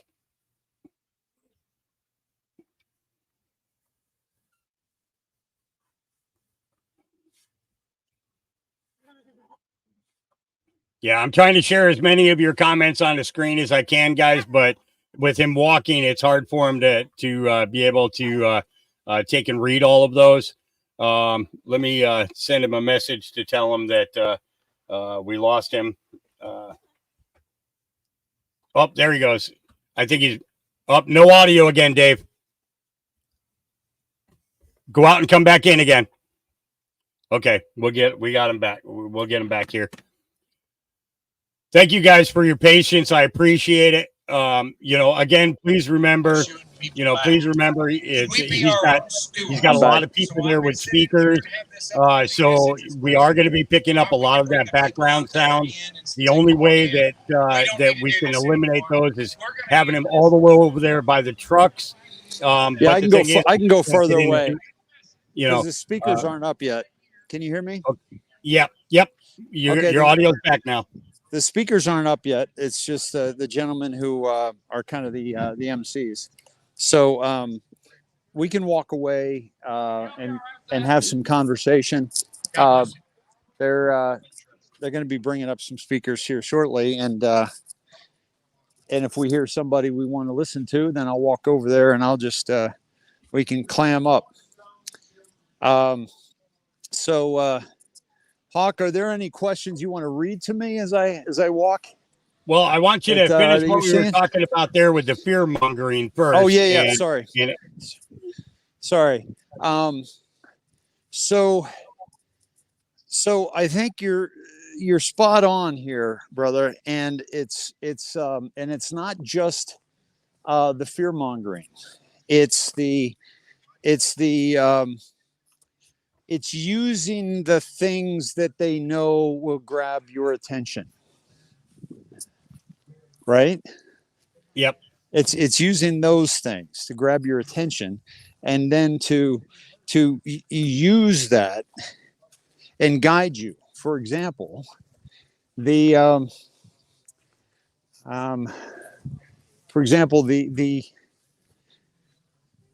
the fear that you mentioned. Well, it's obvious that, fear controls populations, and it controls populations because it's once you're in fear. I'm going to get a little shade here underneath the Hawkmobile, and take a load off here. So I am under an 18-wheeler right now, so I hope he doesn't take off. So okay. Well, you should actually have some cool air sitting right there. oh, dude, it feels really cool, and I can see the stage from stage from here too. What's the temperature down there right now? Oh, it's beautiful, man. It's like 72 right now, something like that. Nice. Yeah, I'm in short sleeves, and it's absolutely beautiful. So the people, when you're in fear, you're either in fight or flight, which means you're in your amygdala, or you're in your emotional, fearful right brain, and it takes you out of your left brain, and then it makes it more difficult for you to access your left brain, which is your analytical logical. And so if these people are instilling fear with what's happening, then that takes you out of your ability to tap into your logical, senses. And that is, by design, but it also, it speaks to what Eckhart Tolle called the pain body. Why we watch horror movies, or we watch horrible stories, or we're so attracted to a train wreck or what have you, is because we like to feed that pain body. And so it's easy to, you're going to get more people watching you if you're talking about something very emotional, very fearful, than if you're, showing a sunrise and some puppies. And of course, those are going to get hits and those are going to get views. But I'm talking about a consistent engagement with humanity through love versus fear. And so fear sells, sex sells, and unfortunately, that is our primitive brain. And so what you're seeing is with a lot of these people is they're putting the fear out there, and they're wanting you to understand that if you tune into them, that they're going to guide you. And that's been the problem with so many of these truthers, is that people do tune into them and allow them to guide them. And then they lead them to Dallas to go see the return of JFK. Or, they pretend to be JFK, or they pretend to be Q, or they pretend to be in with Q, or they pretend to have lunch with Q and denounce Q, like Alex Jones did. Meanwhile, Q has destroyed Alex Jones by pointing out the fact that he's Mossad. So, you see these things that are coming, and there was a guy who sold a lot of fear over the years. He was a part of my awakening, but I'm not going to stay in that fearful mode. I'm not going to stay in that yelling, angry, pissed off. We got to just start living our lives and living our lives well, in order for us to really shift, humanity. And that's the bottom line. And so, yeah, no, I think you're spot on, brother. I think you're spot on. I think that what is happening is that we are seeing we're establishing clarity. I think we are seeing more clearly who we should be paying attention to and who we shouldn't. Q said, "Be careful who you follow." Right. Well, Q also gave us some guidelines. Don't go with the people that pretend to be a part of the operation. Q flat out said operators never divulge. Yep. Q said no outside comms. How long will they be down there? John is asking. This event is just today. I don't know how many people are staying. I'll find out a little bit more about that. I'll ask a few people, but I think it's just today's event, and then they're heading back. I mean, these people, you know, they got out on the road. I mean, I only drove. What I say, I was leaving. I was supposed to arrive at 11:11. It was 217 miles, and it was three hours 17 minutes. But these people, a lot of them drove from, you know, Virginia, New York. Some people came from Florida, Colorado, all over, you know. And these people are out on the road. They're living in their cars. They're living in their vans. They're living in their campers. They're barbecuing. They're engaging with each other, you know. And by the way, these aren't people that are just, you know, don't have jobs, don't have, you know. I was talking to Elvira yesterday, and she's involved with Soup Mama, and you know, she's got kids. She just got married in September, you know, to an incredible guy, and she's leaving him to go on the road with a bunch of whack jobs, you know, going down to the border. Well, of course he, you know, supportive because he, you know, loves her and knows that this was important to her. But my point is that she had to leave stuff behind that she had to do, or had to figure out what they were going to do. And I had an opportunity to get together with my niece today and her mom, and I passed on that because I'm gonna make that up soon. I'm gonna have another opportunity to do that soon. But I needed to be down here for today because, you know, Hawk, I think this is what's happening today at this event is the bookend of J6. And what I mean by that is that, you know, we're here with a problem at the border because of the 2020 stolen election. This is what we're seeing here is the result of a stolen election. When the people of the country cannot choose who their president is going to be, who their senator is going to be. I met a gentleman yesterday at the event, at the two nights ago at Dripping Springs, John, who he is fighting for fair elections in Hayes County, because what 2020 exposed was also election fraud at the local level primarily, and so that's very valuable. So people are finding all this fraud at the local level, and so, you know, the reason why we're here at the border is because that election was stolen. And I, you know, take a very different view than a lot of people. A lot of people are like, yeah, Biden's an idiot, or Kamala, you know. Hawk, how long did it take Kamala to come down to the border? And she was put in charge of the border. Well, it's approximately a 5-hour flight. Mm-hmm. That's 5 hours. That's all it would take. Yep. You know, and then of course the road trip from either Dallas to Fort Worth or one of the other airports to the border. Other than that, there's absolutely nothing stopping her from doing her job. Right. And Except she ended up going to El Paso, I think, maybe 10 months in or something like that, after people were just saying, you know, but they cleaned up the streets and everything for her. Yeah. They moved everybody out of El Paso for that. They didn't even see. She didn't even see the real border, right? So, let's say, Hawk, you own a bunch of gas stations, right? And you're like, hey, Dave, listen, I can't manage all these gas stations. Will you? And I know you're down by Austin. Will you take care of my gas station in Austin? And I'm like, yeah, sure, yeah, thanks. What an honor that you trust me with that obligation.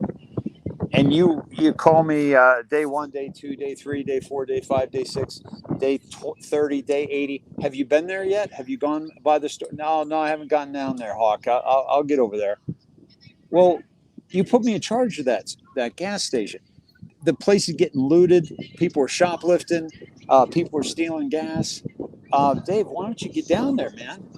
Yeah, I'll get around to it. It's like, what the hell is going on? She was put in charge of the border. Folks, if this isn't a show, it is the greatest incompetence in human history. But the incompetence doesn't make sense, because even if they were incompetent, they would at least make it look like they were competent. This is where the show comes in.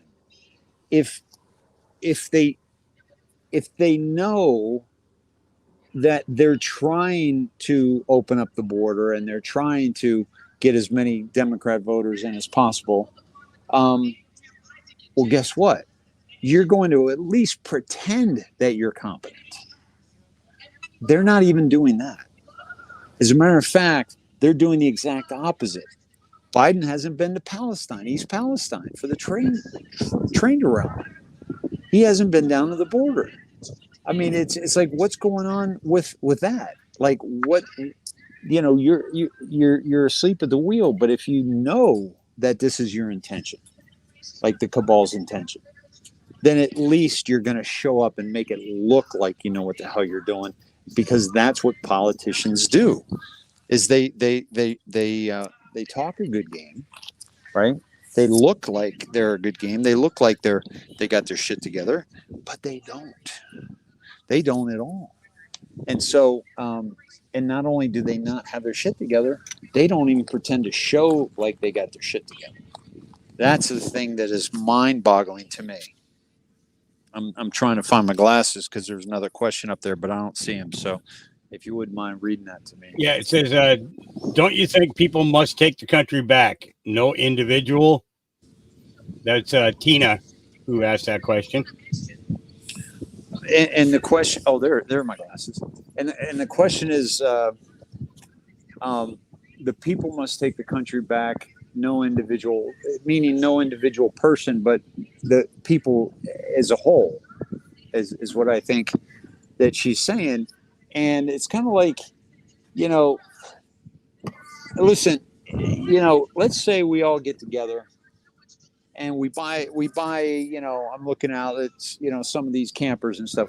Let's say we all get together. There's about 300 here. Well, there's 273. And then I don't see what's on Twitter, but I'm sure we got some on Twitter as well. And Rumble, we're not broadcasting because I was on the road, and Rumble's, pain in the ass to broadcast to. So I'll drop this on Rumble later. But let's say 300 of us got together, and we wanted to buy a Winnebago, right? And then we were going to do a timeshare. We were all in the Austin area, let's say. And we kind of use it as a timeshare, and we have a calendar, and we all sign up. I'm going to take this weekend. Is this weekend taken? Oh, that weekend's taken by such and such. Okay, I'll take this one then. And we all figure out, time throughout the year, throughout the coming years, and we kind of use it as a timeshare. Well, there's somebody that's trying to get on the schedule that didn't put in the money to buy the Winnebago.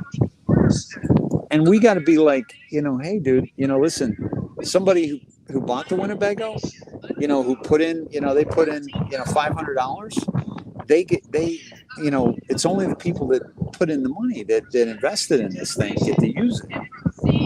And what we're seeing is we've got this Winnebago that's owned by 300 people, but 5,000 people want to tie it up and use it.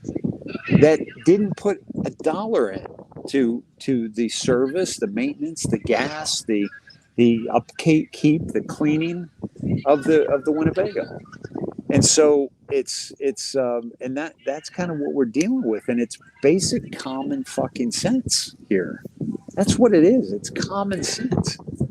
And there is such an antithesis to common sense. There's an antithesis to common sense, and that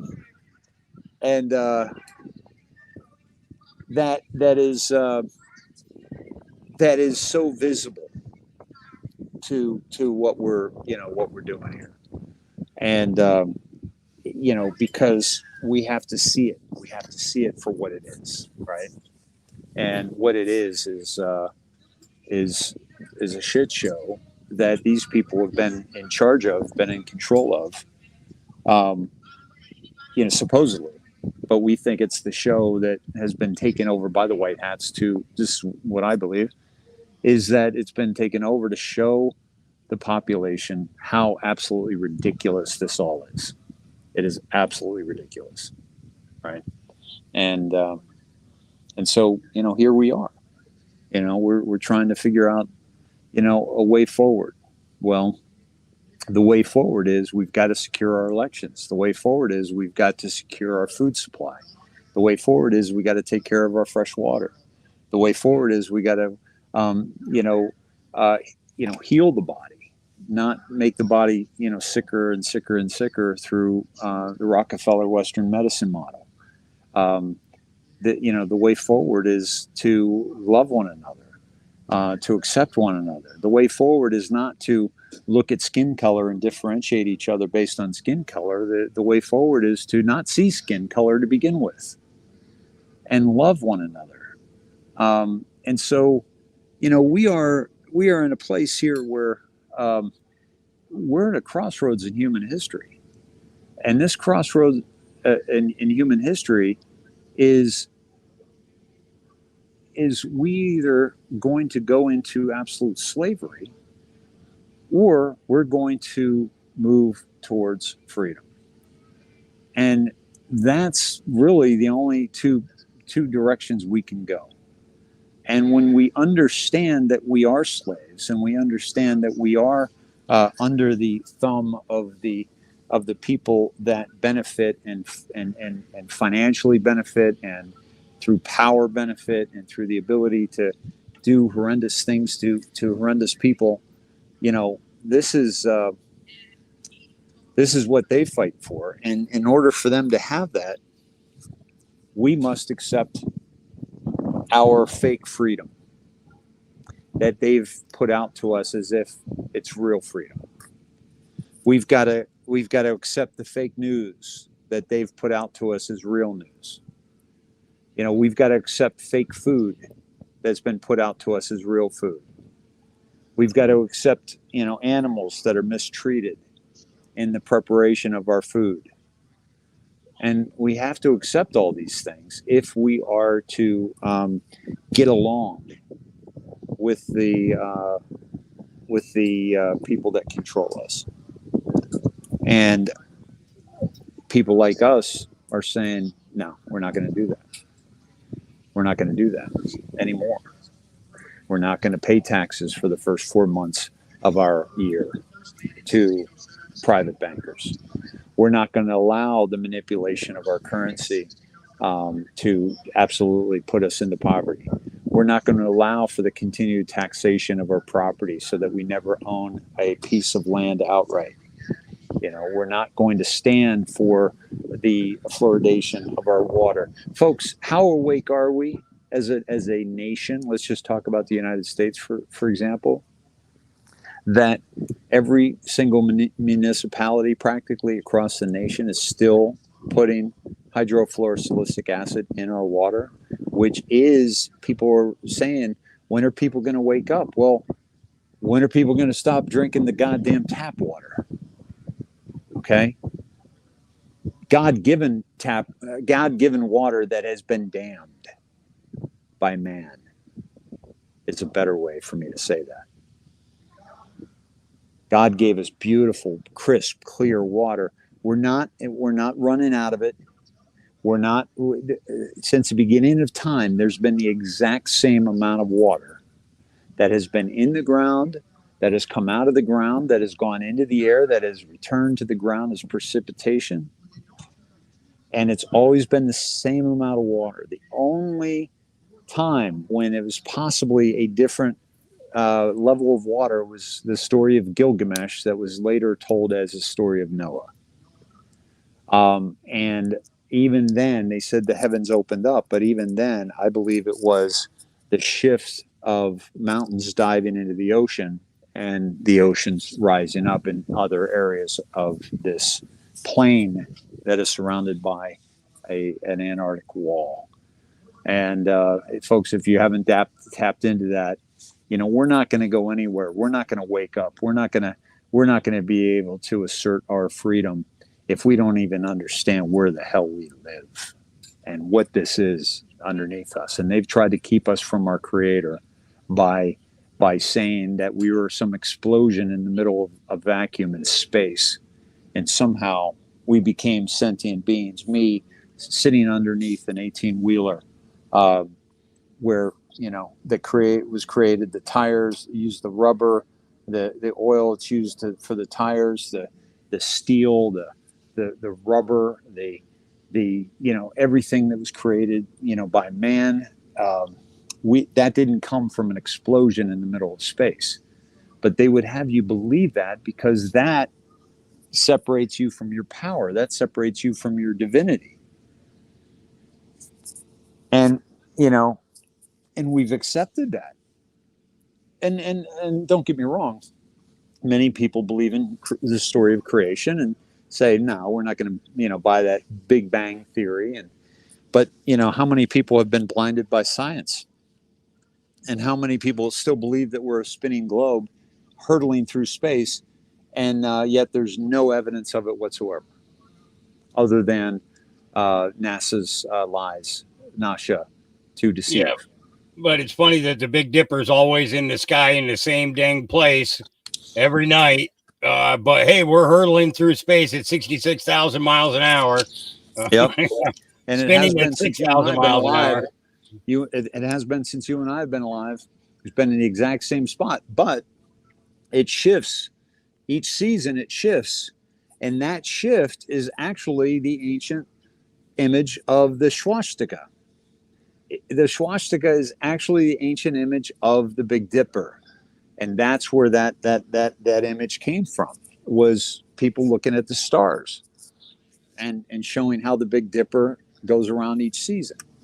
And so, and also if you do time lapse photography, looking straight up at the North Star, they all go in a circle. They all go in a circle, exact concentric circle.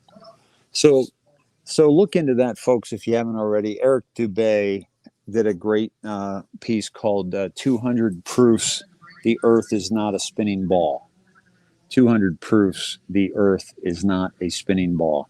I'm gonna do a live one night and share that. Maybe we could do that together, Hawk. But at any rate, it's why is that important? Well, it's important because if I can convince, Hawk isn't sitting in a chair on his farm with a bunch of dogs around him, I can pretty much convince him of anything. Yep. And that's how they get us. Yep. So Conservative Cowboy says, Dave and Hawk, what y'all think of this? Georgia Congressman Vernon Jones has officially joined the Republican Party live at the Trump rally. He just did that now? Yeah. I thought he did that a while ago. I'm not sure, Vernon Jones. Yeah, I heard that he was going to go Republican. I didn't hear anything in verification from him specifically, but I guess he announced it at the Trump rally. Yeah, so, I don't know how much I trust Vernon Jones, honestly. I think he's, but listen, if he's a Trump guy and he helps Trump, I'm all for that. I'm all for making that happen.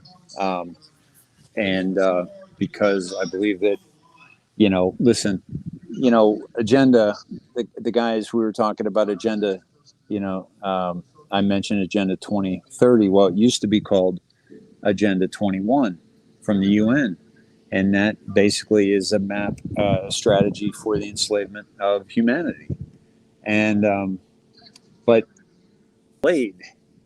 And it was delayed even longer than they thought it was going to be delayed because of Donald Trump. It wasn't probably going to happen in 2021 is when they were anticipating it.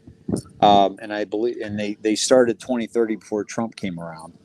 But he certainly put a huge wrench in the works with his presidency. And so anything that throws a wrench into the works of the cabal of the deep state, whether it be Vernon Jones jumping on, the Republican bandwagon or what have you, I'm all for it. What do you think of the fighting going on in Europe right now? When you say fighting, are you talking about the The farmers, farmers? yeah, the farmer fight back. Well, see, I think what's going on with that is amazing because if you think about Europe, what's going on there, what we're dealing with at the border, they dealt with how many years ago under Obama? They're seeing in Europe the result of just open migration, and it ain't pretty. If you're going to Europe, the two best places you could go are Poland and Hungary, because they didn't allow one migrant into their countries. But if you go to Sweden, don't walk down the street at nighttime, especially if you're a young lady. If you're in Germany, same thing. If you're in France, same thing. And so, they are kind of ahead of the game in terms of seeing what these kind of woke policies brought about to their beautiful, loving countries, right? And so that's tragic. These are people that grew up there. These are people that love their land, that farm their land, raised families on their land, and they're now having to share their land with people that don't have the same values and don't look at things the same way. And now they're witnessing this absolute insanity of this global climate change, which is a depopulation agenda, just like the diseases, the disease CV-19, the disease X that WHO, that Tedros announced at Davos the day that I said he was going to, because I did a decode on the Ingersoll Lockwood, and it was pretty simple decode. And sure enough, the next, I said, look for Davos, look for the announcement of disease X. And sure enough, Tedros came on and he talked about the disease X and the whole thing. And so these agendas that will follow with a jab agenda, they're all depopulation. And when you talk about climate change, you've got a whole generation that are talking about not having children because they don't want that kind of stress on the environment. They don't want that kind of stress on the planet. Why? Because they were told that carbon in our air is a bad thing, which is kind of like saying oxygen in our air is a bad thing, because carbon is absolutely necessary. We are carbon beings. Volcanoes blow out carbon. Earthquakes create carbon. The trees need the carbon. The plant life needs carbon to survive. It's just absolute insanity. But when you understand, it's not a bunch of idiots just sitting around making bad decisions. It's a strategy to enslave humanity. It's a strategy to make us not want to reproduce. And it's just absolutely tragic. The fallacy, there's a whole fallacy of overpopulation.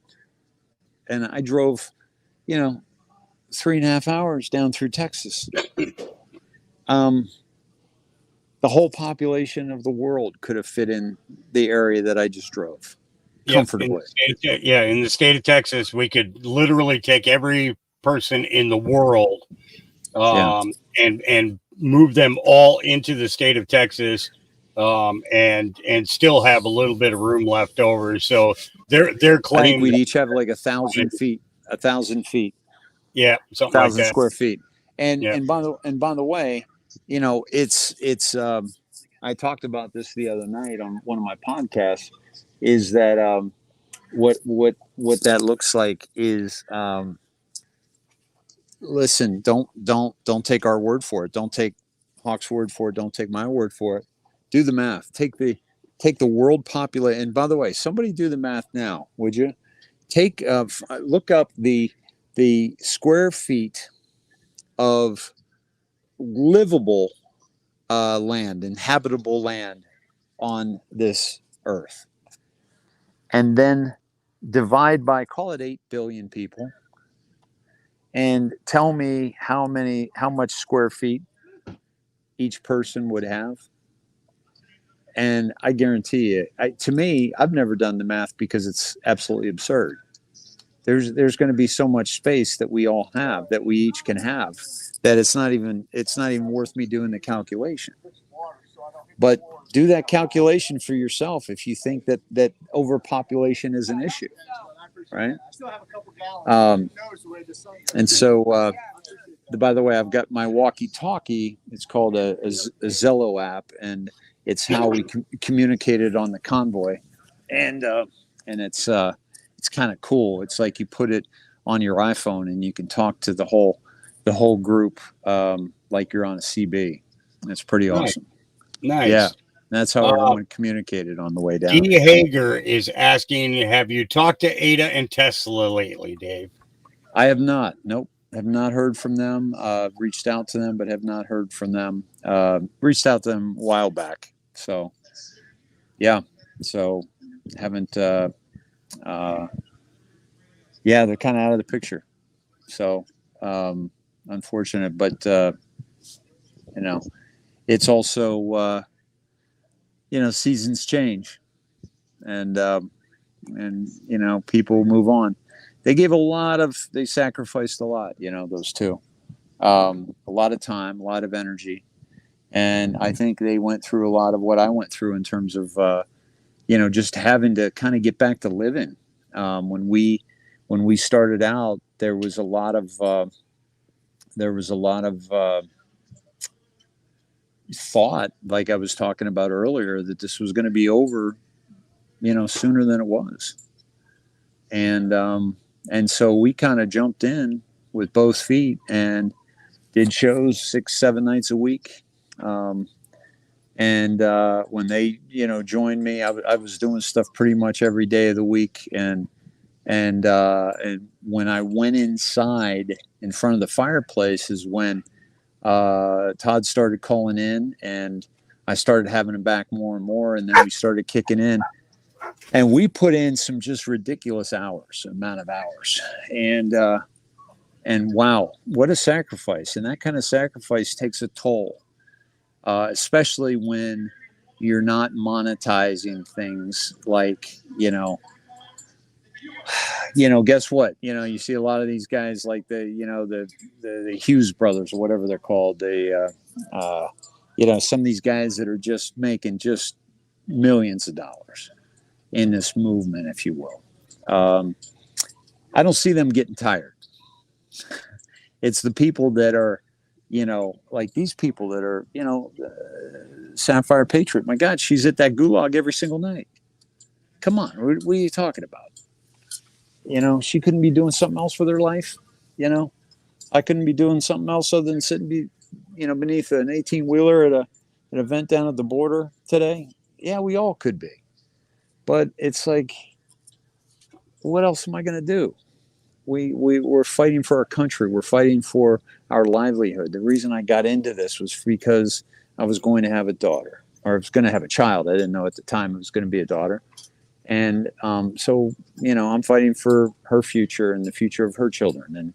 And I'm, fighting for all of our children and our grandchildren.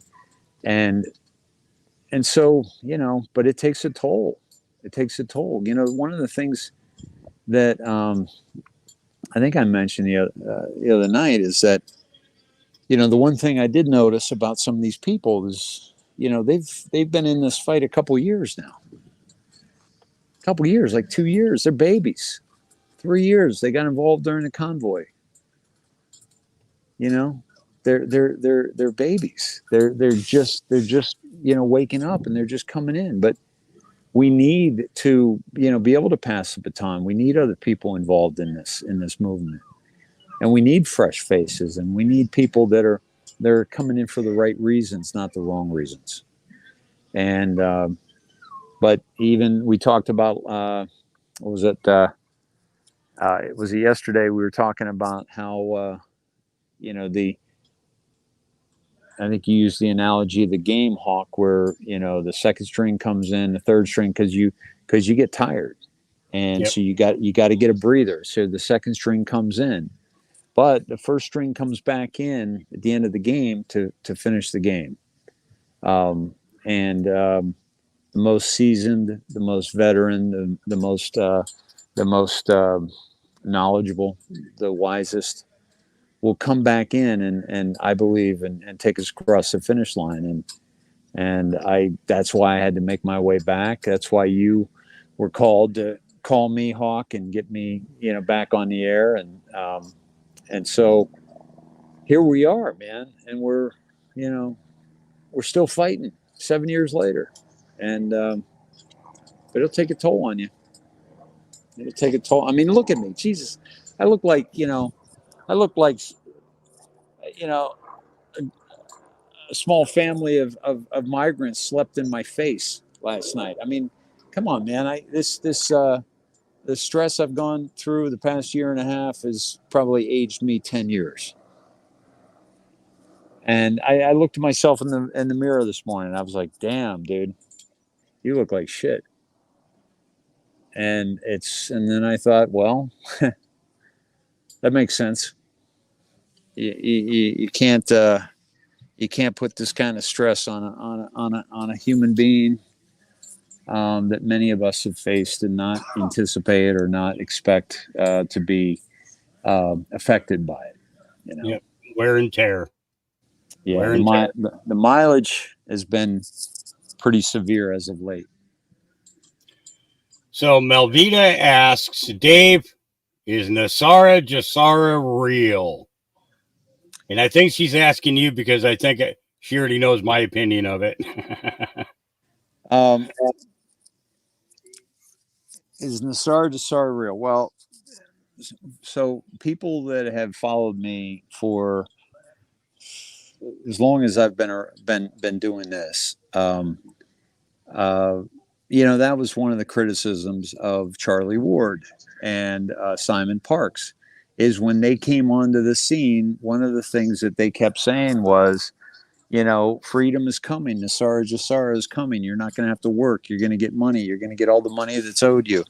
And they were talking about the global currency reset. Well, again, and mentioning the babies that are coming along. Well, what they didn't know is that I had been already involved in the global currency reset for 10 years prior, and going on probably 14, 15 years now.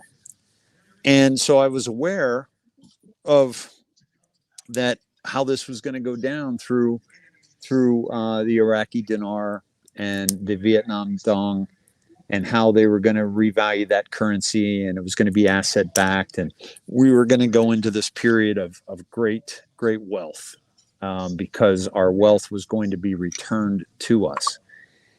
So I've been involved in that a long time, and one of the things I learned about that is that it's not going to happen this week. It's not going to happen next week. And of course I'm going back 15 years. Okay. And I came to realize that all these people that I was talking to about that were telling me that things were going to happen when they didn't happen. And so you begin to get discouraged. But what I also saw was, I saw people with these projects that were being told that they were going to be funded as soon as this currency revaluation went live. And what I saw was these people who were not seeking investment from other people, from more viable people that actually had the money, because they thought they were going to be funded the next day or the next week or the next month. And so it stifled innovation. It stifled these companies from going forward and doing great things. It made men and women who were spearheading great projects, it made them impotent, financially impotent, innovationally impotent, because they were promised something that they believed was going to happen that never happened. That is Nasara Jasara. Do I believe that we are going to have a global currency revaluation? Absolutely. That is our only way forward. That is our only way to freedom, is to get our livelihood, to get our money out of the hands, out of the control of the people who want to keep us down, who want to enslave us financially. We have been enslaved in financial debt since 1913 Federal Reserve Act, since 1871, the Act of 1871, which basically gave our country back to Europe, to the Rothschilds, and created a corporation, gave it back to the Crown, gave it back to the Vatican and the City of London, created the District of Columbia, which is the trilateral, and that's who controls it all. And the black nobility out of Italy, all the Italian families that go back through the ancient bloodlines, they're in control of the show through religion, the use of religion to control humanity.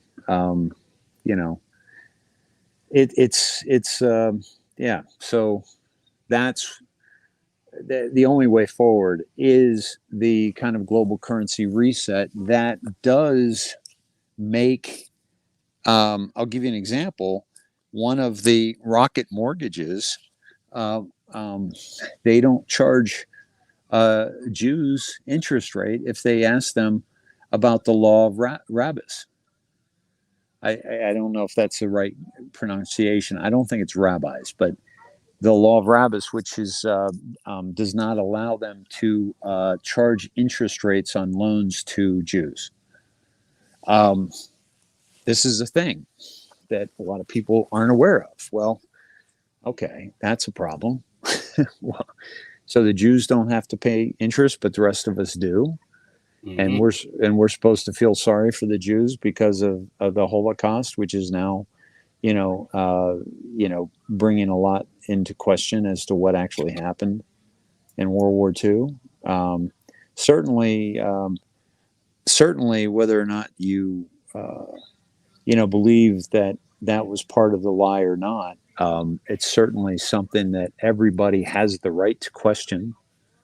And any law that makes it illegal to challenge any part of history has got to be, taken down. So you and I are pretty much aligned on the Nasara Jasara, yeah. Well, see, I look at it like this: is I know that there were things that were introduced, and that there were bills that were moved forward in order for some semblance of Nasara nationally. I'm not saying global, not the global side, but nationally. But I look at it like this: if it happens, that's great. If it doesn't, we're not missing anything that we didn't have before. It's my worry is always the, listen, I'm going out to buy a new truck or I'm going out to buy a house because, in the end, my debt's going to be forgiven and I'm going to have my truck and I'm going to have my property, Well, what if you do that and then it doesn't come to pass? Then all of a sudden we're in a situation where we have people that have such an extensive amount of debt that it could drive them crazy. So it's like until something comes out that says that this is legitimate, that this is going to happen, I can't throw all my eggs in that basket because to me, if I was promoting that, that would be hopium, and I would be encouraging people to go and do exactly that. Get your land, get your trucks, get your cars, get your, the things that you've always wanted. But it's I can't do that because I know what it's like to totally live without. And I don't want to see anybody else ever have to live the way that I'm living right now. You know, I even my worst enemy, I would not wish this upon. And I got some pretty bad enemies, let me tell you. Okay. That I've said some pretty nasty things in regards to things happening to them, but I would not wish this even on them. You know, sure, I have a great joy because of all the dogs, and the fact that I get to do all of this. But the fact of the matter is literally living day to day is um, is an ex is an ex how would I it's an existential experience that nobody should have to go through. You know, Yeah. it wouldn't be fair to anybody to do that. It wouldn't be right. You know, I just can't. I just so it's the idea that and the thing is that there was more than one Nasara Jasara bill put forward. One benefited the people, but the other benefited only the government.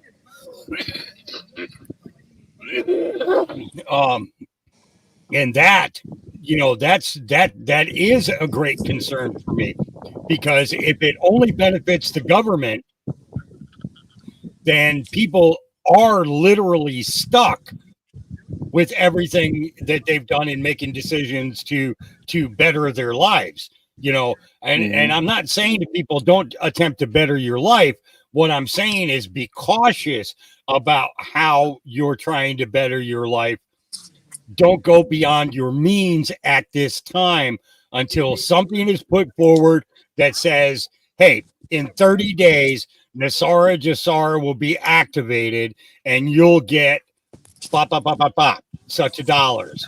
Okay. So Until that happens, don't, deed, perfect word, concrete. When it's in concrete, then we know. But if we're not cautious right now, it could end up hurting us. And let me tell you, people, those of you that are in the chat right now that are listening to this, or those that are going to tune in, is if you fall under the spell of Nasara Jasara, and I mean, there's nothing wrong with believing that it would. You cut out. Could you say that last sentence again? If you fall under the what? So if you fall under the spell of Nasara Jasara, don't and you get looped into that and it doesn't come to pass, understand that you're not just going to be affecting yourself, but you're going to be affecting your families and those that are around you, and your community here, people who love you, that care about you, that have conversations with you daily in chat. We are going to worry about you because of the fact that you went overboard, and now it's going to be now it's going to be everybody playing catch up to try and get you back to where you should be. And people are going to be fearful for you, and I don't want to see that. I don't want to see that in the community. Go ahead, Dave. So let's see. Conservative Cowboy just said Charlie Ward talked about not real, but money revaluation is real. Wait a minute. Charlie Ward is saying that Nasara Jasara is not real. He built a whole following on talking about how that was the case. Yeah. See, here's the thing, Hawk. If you're a young guy and you want to learn to hunt, or a young gal and you want to learn to hunt, Are you going to talk to the guy that went out for the first time last weekend? Are you going to talk to the guy who's been hunting for his whole life, or hunting for 20 years? I'm going to talk to that guy who knows that land better than anybody. You know what I mean? Somebody who's been there for years and years.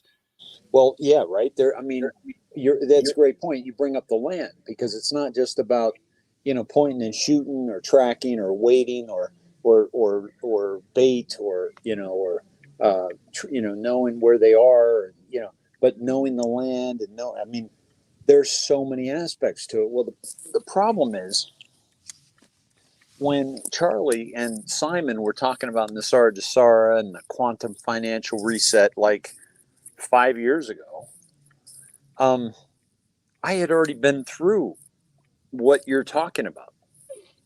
I had already been through, putting all my eggs in this basket of the global currency reset, because they were saying it was going to happen then. They've been saying it's going to happen this week for 15 years. And so you got to talk to the people that have been through this. Like, when you talk about you don't want to see people put all their eggs in one basket, that was me, but 15 years ago. So the fact that people were putting their eggs in one basket 15 years later is absolutely absurd. But you have to know somebody that went through it that can tell you that they've been talking about this for as long as, the topic's been around. And so you can't put your eggs in one basket. But here's the problem. People follow people who say what they want to hear. And that's the problem with this movement. It's really not with, the shills in this movement. They're not the problem. We are the problem. Handing over your mind, handing over your brain to somebody else. That's the problem. Go ahead. Let's shift gears. So I just want to finish this off with a comment that Conservative Cowboy put out.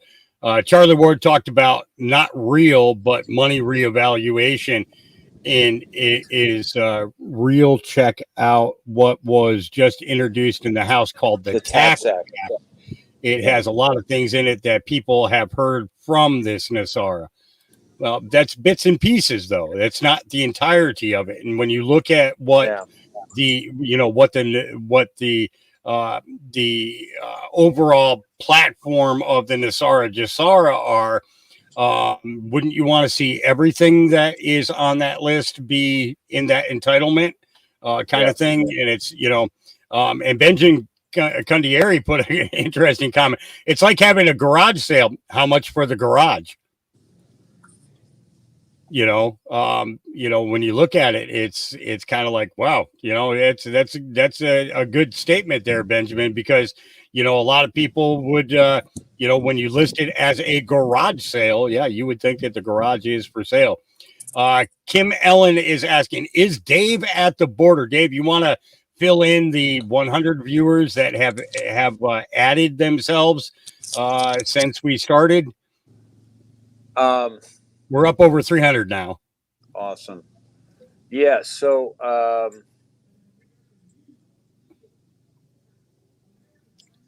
hold on. I had to, can you hear me? Can you hear me? Okay. Yep. So, as a matter of fact, I was just thinking I was going to get up and walk again. So let me show people around. This is the rig I've been hanging out under, getting a little shade.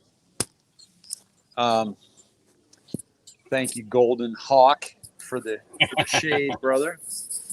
I got the Golden Hawk out here, and I got the Silver Hawk in the studio. See now. Oh man, my hair is white, not silver. Oh, okay. Sorry. Well, silver's just a little more valuable than white. So yeah. So this is so first of all, folks, that way is the border. All right, what you're seeing in that direction is the border. Now we are at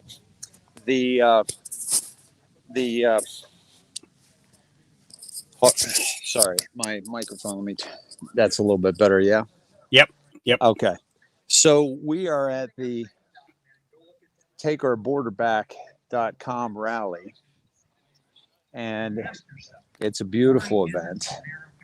And we are here at the Cornerstone Children's Ranch. And the reason why they brought this rally here is because this place was devastated by the COVID. And these people are coming across the border right there. And they're coming in and they're stealing their... Hi, what you got there? We have cupcakes for $2? Oh, that'd be fantastic. I love volleyball. You want to say hi? I got some friends on there. What are your names? Lola? Madeline. And Madeline, nice to meet you. I'm Dave. Pleasure. Do you have... oh, you know what? I may not have cash on me. We take Cash App. No way. Yes, Okay. Okay. How do I do that? Well, when you're done with your live, I guess you could just come over where the beige tent. The beige tent. Okay. Awesome. Okay. If you see smoke, then Who plays volleyball here? Awesome. What grade? 6th grade. Awesome. And what's your position? Blocker. All right. Yeah, you got some height, right? Thank you. That's awesome. I'll stop by and see you later. Nice meeting you. There we go. So even the kids are involved. You know, that's what's amazing. You know, what's that? Even the kids are involved. You know. Oh, I know. Isn't that beautiful? And we ask you, bring your spirit into this place. We're praying right now. We ask you to soften the hearts of those that seek to do darkness to this country. We ask you, Father, to lift up the warriors of truth. Send these journalists out, Lord, that they may be armored to go to their bosses and go to the Netflix and say, this is what happened. This is what's going on. I saw it. I met people from all over the world, and these are their stories. Please, Father, let these stories go out. You said, Father, that if we would humble ourselves, if we would repent from evil, if we would seek your face, God, we would pray that you would heal this nation. I ask you, Lord, not only heal this nation, I ask you, Father, to claim this land for your glory, and for everything that's being done, Father, for your glory. I ask you, Father, put on the full armor of God down one of us, because things are going to get rough. Not because we want them to, because the truth is coming out. The truth is going to make a lot of people angry. And I love you guys because my wife and I started reporting on the border. Everybody thought we were crazy. And we told them, and we came back, and we said, they're Americans, they're living in fear. There are women that are being raped, there are children that are being lost. And they tried to make it sound like they're crazy. And now it's too big. The evil has gotten too large to all see it. Heavenly Father, expose the darkness. Bring us into the light. And carry every one of these people safely home to their families. In Jesus' name, Father. Amen.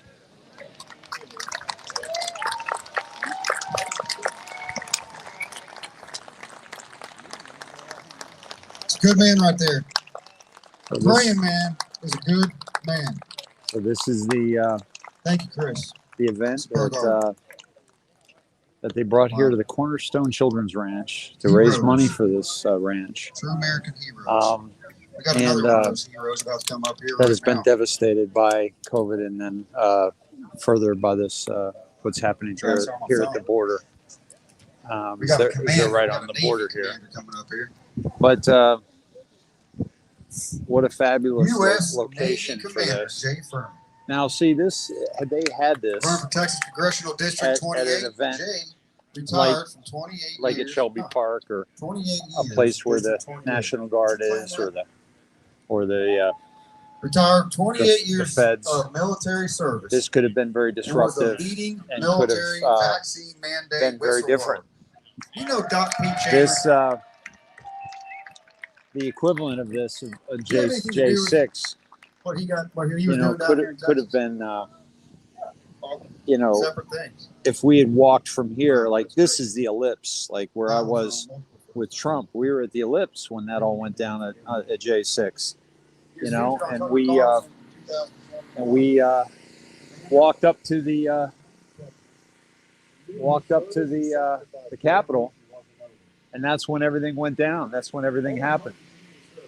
And it was because we're at a federal building. So here we're on private property. So, you know, what are the feds going to do here? They can't do anything. You know? They Yeah, can't, as a matter of fact, Dave, Gary Rivas Spricks asked, what is the purpose of the children's ranch? Well, they put everybody at the children's ranch so that there was so basically so nobody would be harassed, and at the same time, you know, there's basically no limitations as to the event wise. They can't stop people from speaking, so on and so forth. So this is going to give everybody the opportunity to be able to, you know, express themselves, meet new people, you know, meet fellow patriots, everything all the way down the line, and not be any hindrance or interference with the people that are actually there on the border. Because if, you know, say for instance, this was held right on the border, it would be a great place for a false flag. You know, so this is to avoid those type of situations. Time left, folks. So I am running for a congressional seat. this is a gentleman running for Congress. Is a 110-year And Democrat ruled district. It's a chink in our armor. It's LBJ's old district, and the guy that's been there 20 years, a 96% voter with the Biden administration. He's got to go. so, you know, what a lot of people don't realize is that So I thought I was done. this is done with the military, and I was going to move on to other pastures after about 28 years. these congressional elections and these local elections as well And I knew I would are straight in bed that night. corrupted. And I didn't stop writing until I had a white paper done that nobody wanted to read.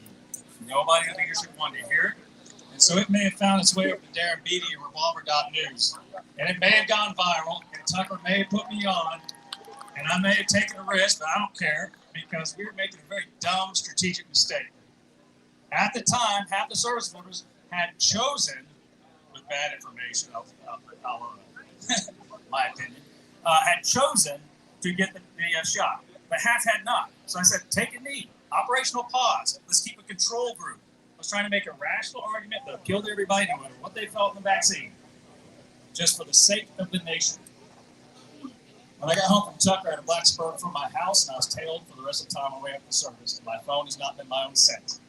Tactics, procedures that I was used to overseas were being deployed against me because they ripped off the word foreign on their operational mandate for the last 20 years, been using the global war on terrorism, and slapped on domestic and pointed it at you.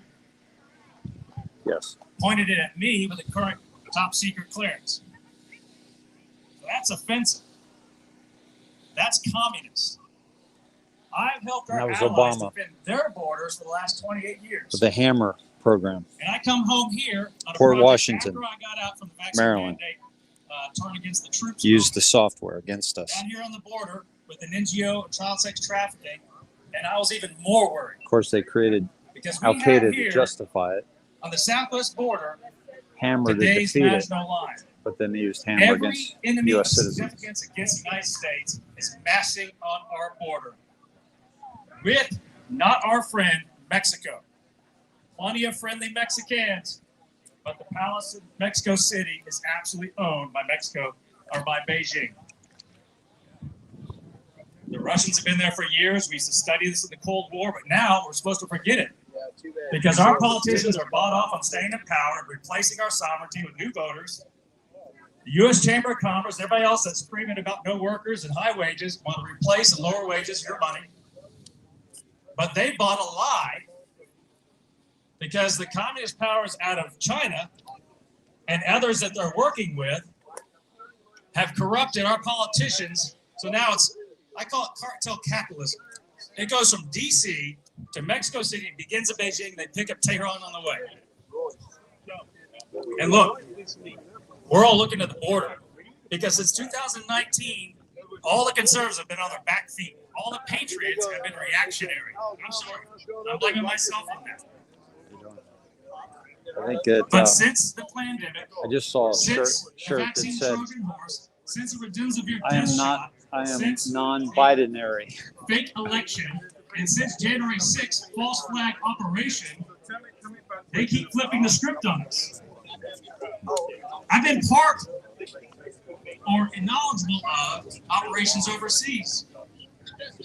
The same playbook's being run here, folks. So when I came off the border, I said, yeah, child sex trafficking is terrible. Worst thing you imagine. Those are just economic verticals for the people trying to unwind us stitch by stitch. Those are just fueling our demise as a nation. When I say it's an existential threat, it is a near, clear, and present danger threat because the enemies are among us now. So quit looking at the border, lock it down, but look inside the country and understand that the enemies are in these human bombs that come in here. And I feel bad for most of the unwitting ones. We are absolutely paying for that. And every one of them are unfunded mandates if we get past November. So look, my family lived in Europe when this happened in Europe. The northern Iraqis and the Syrians were pushed out by Russia and Turkey. This has been used 84 times in modern history to kill countries or attempt to kill countries. These are illegal weapons of mass destruction, human bombs foisted into unwitting populations, especially the West, who want to help. Like Specialist Bishop Evans, who dove in to the Rio Grande to save, turns out, traffickers, drug smugglers, but he was doing his duty to save and protect, and died. And you know who laughed at him on the bank shores? They pulled him up. The people he went in after. I'm not kidding. I know personal witnesses to that. So that's what we're dealing with. It's pure evil down there. On the other side of the border, we have people that worship Santa Maria. They have idols all over our country hidden. MS-13 and everybody else are out there, and they're meant to intimidate us. Do not fall for the communist tactics. These guys that are among us are going to try to disrupt what we have going. Right here. Trying to take back our country. We are in full, total spectrum warfare almost, and certainly hybrid, certainly asymmetric. But we are in fifth generation warfare. You've heard that term. That is real. It's happening to us, and not enough people know it. Too many people think it's a Statue of Liberty at Ellis Island welcoming the new poor huddled masses to America. They're not. They are poor huddled, but they're also broken on arrival. Everyone is still owned by the cartel. They never pay that debt. They enter into modern American slavery. Maybe we can call this our second original sin. But we're doing this to ourselves. And it's happening in plain sight. You know, there's a lot of streamers here. There's a lot of press here. Certainly, you know, nothing like mainstream, right? Well, I'll tell you what. You There's know, a reason for everything they're doing. So they're attacking us through the schools. The shock and awe thing, as far as the most offensive things, are meant the reason to why keep you on your back foot while they slide things the in. major Texans, you should know media, about House Bill the mainstream 1605 media, was passed in the spring. While we're worried about gender is bathrooms, not here they're passing because we're legislation that consolidates all two or more are gathered in His name. under one guy. You know, there shall be our Creator, and of course, mainstream media doesn't want anything to do with that. So I'm kind of walking away because I'm thinking I gotta charge this battery here shortly. I might need to get a little something to eat here, but I also, one of the things I want to do is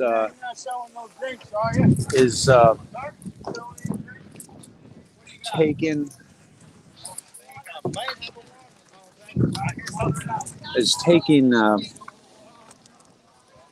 a trip down to, you know, Shelby Park, where a lot of the nonsense is going on. But what a beautiful Somebody event just this posted is. a comment in regards to that, Dave. Yeah. In regards to that area is now being closed off, so nobody can travel down to it. Is that right? Okay. Yeah, yeah. Ellen put that up. I don't know. I don't know what the story is behind it. But she was saying that she's got somebody else down Do you there have my, that is do you have my voice? also podcasting, so that can't get down there. Oh, that's good to know. Tell her thank you. Who's that posted that? Ellen Elaine, Alien. Okay. There's Batman there. What would Trump do? That's awesome. The sheriffs are here. Maverick. We're in Maverick County, by the way. So I think they're here to, make sure that the traffic keeps moving. Of course, they've got two of their cars blocking traffic, and there's one right there, which is kind of funny. It's like they're here to make sure that doesn't happen, and only one lane can get through right now because they're parked on the road.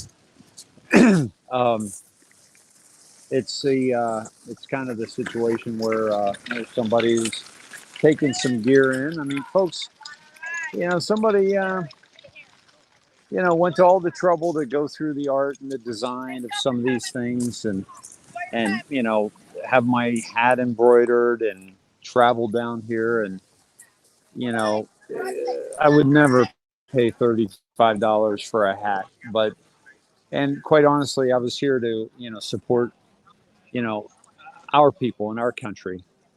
But I did give to Mary and Richard because they're missionaries and they go to places like Kenya and I think those people were probably doing some real good in the world, and that's the kind of thing that we need to support. We need to support the real people that are here doing real good in the community and giving out really good information rather than hopium and false information and pretending to know things that other people don't. Folks, if there's one thing that I have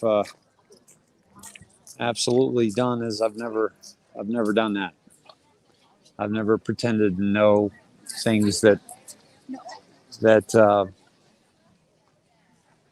other people can't find out themselves.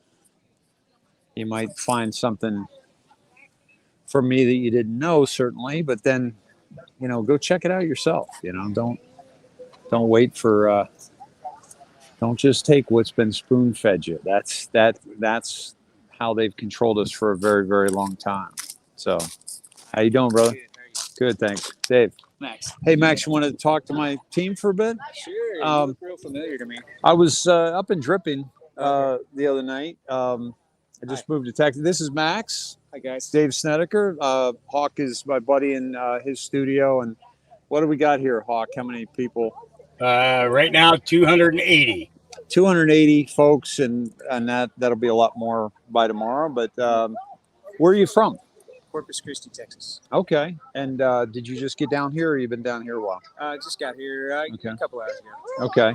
How are you experiencing the border issue in Corpus Christi? I don't. Do you see it or? No, Okay. I don't. But Okay. I don't get out to where I would see it. Right. I'm saying I'm up in. Well, we lost you, Dave. We lost you.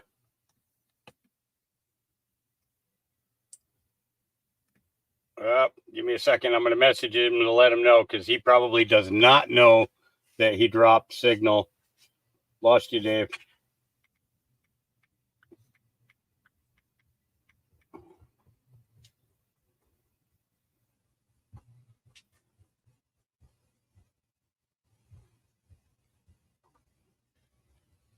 He'll be back with us in a minute, so just bear with us.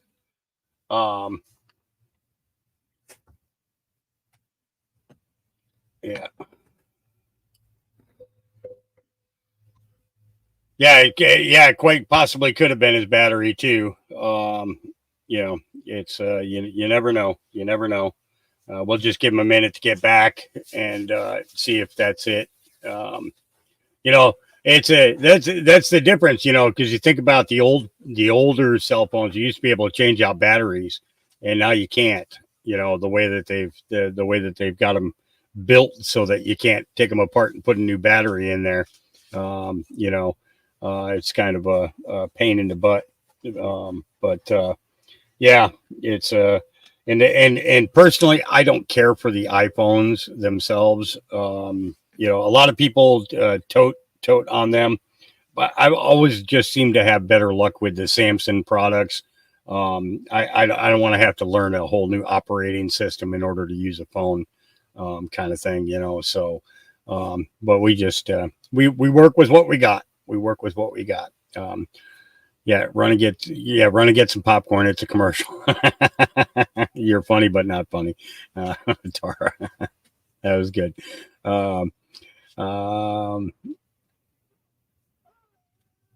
Actually, Lady Hammer, he was up close to the stage, and we listened in on one of the prayers. So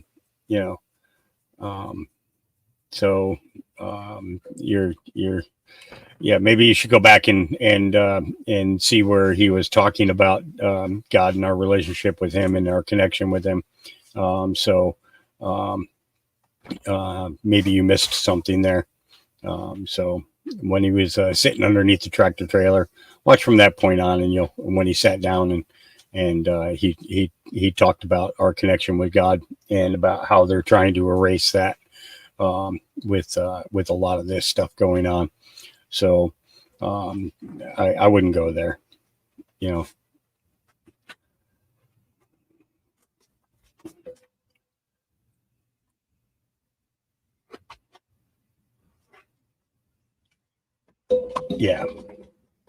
Yeah, they're 20. Okay, so the border, there is a border right on the other side of the big hill, on the other side of the tractor trailers. Okay. It just so happens that they are 20 miles from Eagle Pass. And they did this intentionally because they don't want to be in a position to be hooked into any disruption in the Eagle Pass area. And the thing is when you have a smaller private event like this, like this rally is, it makes it a lot easier for protection wise, to avoid a possibility of being duped into a false flag like J6 was. Yeah. So, that's but yeah, it's 20. Yes, he is 20 miles from Eagle Pass, but the ranch is right at the border. It is literally like 1,500 to 2,500 feet from where this ranch is located, because migrants come right through the ranch all the time. And it was so just so you're aware of that. If you actually look it up on a map, you will see that the ranch is right there on the border. He just happens to be 20 miles away from Eagle Pass, which is the central point of the commotion. Okay, so let's get our logistics correct here, and not be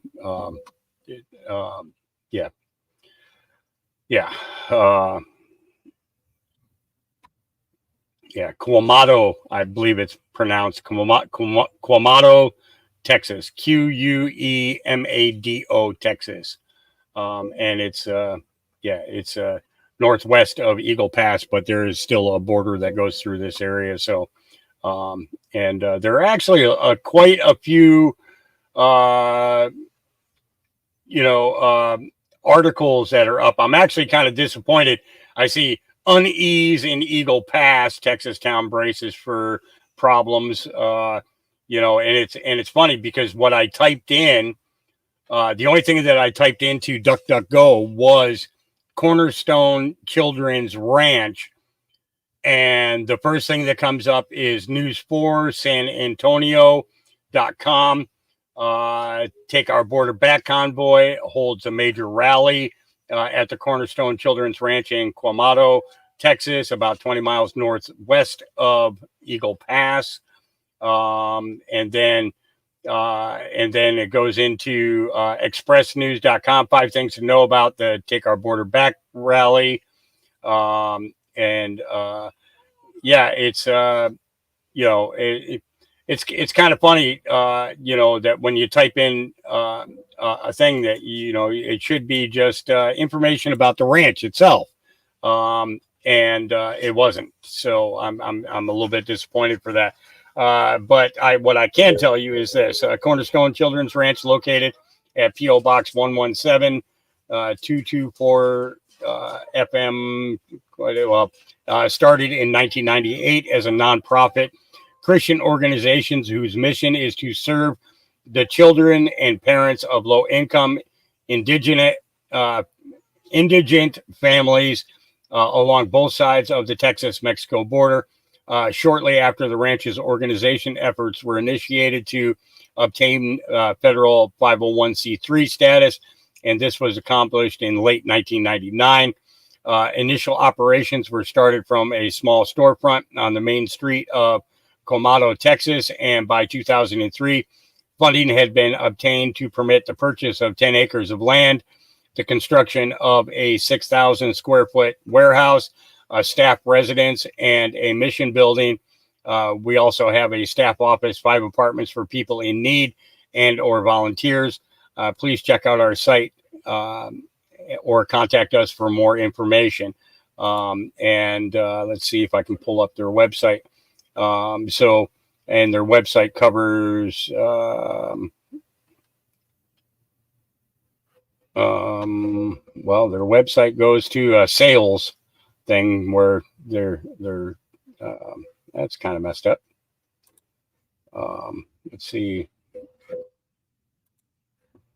Oh, okay. I clicked the wrong thing. Okay, so let's see. Home. Is this home? Okay, home. Welcome to Cornerstone Children's Ranch, Inc., a multi-denominational ministry facilitation retreat center located in Quamato, Texas. Let's see. So whose goal is to facilitate and advocate for missions and missionaries to help spread the good news of our Lord and Savior. God uses us in many ways to fulfill his purpose, from services to missionaries, assisting mission teams coming to the border, and support services such as food ministry. Whether you are a missionary, missions team leader, or looking to support a wonderful ministry that is effectively using the resources God has given us to make a difference in many lives here on the Tex-Mex frontera and into the country of Mexico, as we endeavor to fulfill the command given to us in Matthew 28, 19 through 20. Therefore, go and make disciples of all nations, baptizing them in the name of the Father and of the Son and of the Holy Spirit, and teaching them to obey everything I have. Lo, I am with you. Everything I have, know I am with you always to the very end of the age. Yeah, they actually got a pretty interesting website. So I guess I could probably drop that into the chat, huh? Probably be a good idea. Maybe. This is their site. If I can get somebody to drop that over on the Facebook side as well. Yeah, let me see. What's going on? You okay?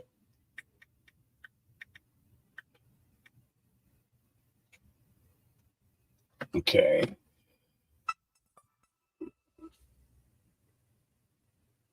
Well, thank you, Brenda. Awesome.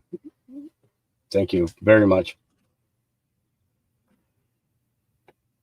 Okay.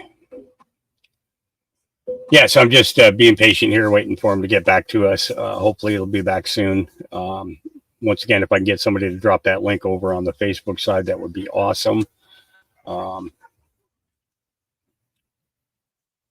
6 migrants just an hour ago were arrested in Eagle Pass by Texas National Guard and Border Patrol.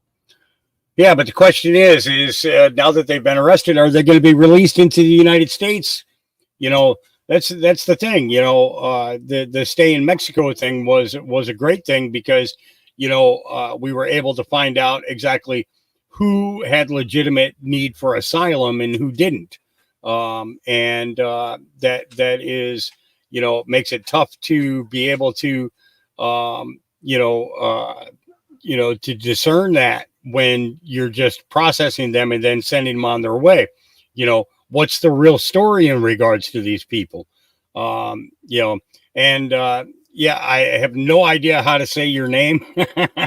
While 6,000 got through via other openings. You're correct. You can go a half a mile either direction from Eagle Pass, which is a half a mile wide. Okay. In between those two bridges, okay, is where they're set up. Okay. But you can go a half a mile away from there in either direction and you've got open gates. So yeah, absolutely. I agree with you 100%. As a matter of fact, I think everybody here in chat would agree with you. But the fact is that there's, there's 22 million illegals in this country. 22 million.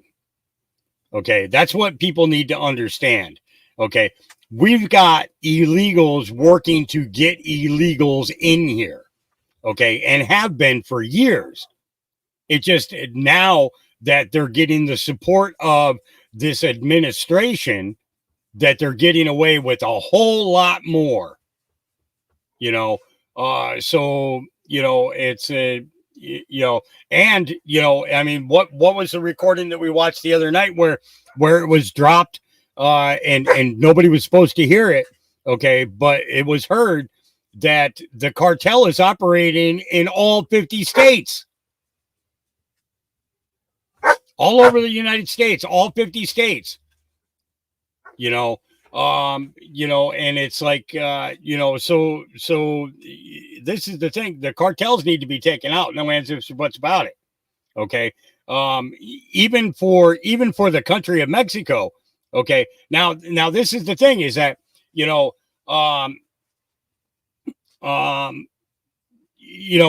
you look at, the situation with the cartels in Mexico, the problem that we have is that a good percentage of the military there and a good percentage of the policia, okay, are all involved. They're all paid off. So there is such great, a great amount of corruption going on in that country, it's not the Mexican people who are coming into the United States. You know what I'm saying? It's not the Mexican people who are coming in. However, there is a large swath of Mexicans who are helping to bring all the immigrants through their country to that border and helping them get through and profiting from that. And the largest part of that is cartel operation. No ands, ifs, or buts about it. Cartel operation. So what is the proper steps to take? Well, the first step is to shut down the border, finish the freaking wall, and then start the largest mass what's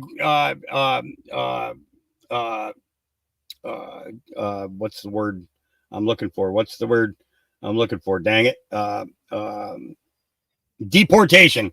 It's in the history of any country and every country. And see, this is the thing, you know, see, this is where part of the Nasara Jasara comes into play. Okay. Because, you know, some people are saying, well, if Nasara Jasara goes through, then these people have to go back to their own countries in order to get their funds. Okay. They have to go back to their home countries in order to be part of that Nasara Jasara. Okay.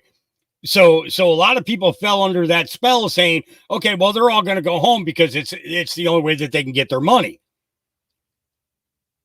Okay. But in this process, they're taking everything away from the U.S. taxpayer, us people who've been paying taxes our entire lives, paying into Social Security our entire lives, and giving it to people who have done nothing for this country. That have done nothing and are living off of our backs, literally living off of our backs. I mean, it's enough when you got an 18-year-old, okay, who empties your refrigerator on a weekly basis, and you tell them, you got to go get a job. I can't afford to feed you anymore. Right? You know, and instead we're going to sit here and we're going to, and instead of inspiring a child to go out and find employment, okay, they're going to fill up all those jobs with all these illegals. So your kids aren't going to be able to find a flipping job. Okay.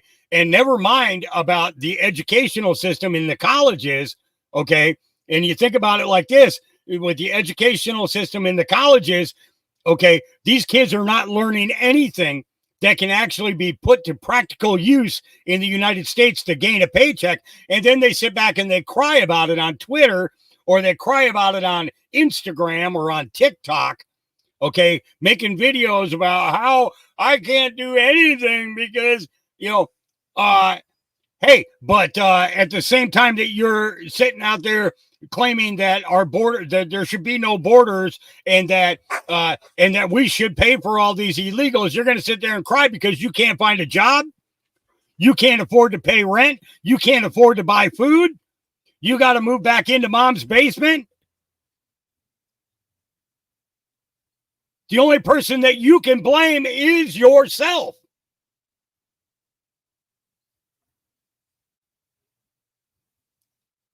You know, that's oh, Jesus. Tennessee, come on now. Did I get into your feelings? He says, hog deportation is has such a negativity to it. I prefer reverse migration.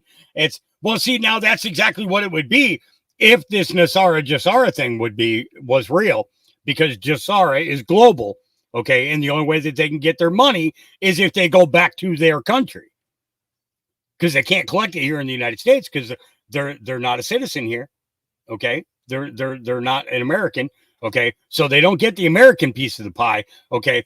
But, you know, so they'd have to go back to whatever country they came from, okay? Who's going to pay for that? Oh, of course, the American taxpayer is going to pay for it.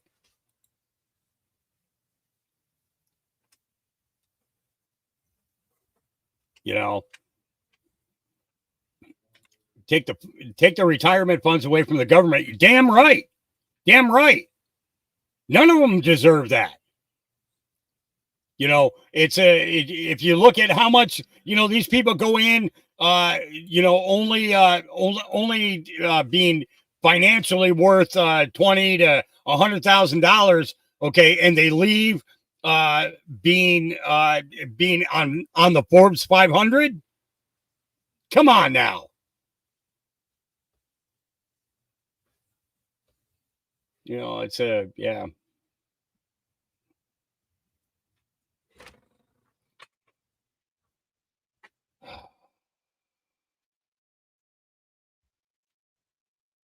Laura, okay, this is okay. You know, Laura says, Hawk, I'm heartbroken what you guys are going through. I was on Dave's show one time, aka Betty Johnson. Why can't you guys get a local show going and charge $20 a month? Because we believe that the truth should be free. Okay, you know, if I was to do a poll right now, okay, and ask all the viewers who could afford to spend $20 a month, okay, I guarantee you that there's going to be about half the people say that they could. Okay. But then, then there's going to be the other half of people who couldn't. They couldn't afford that. So many of us are in financial dire straits right now that, that there's no way that we could do that. There's no way,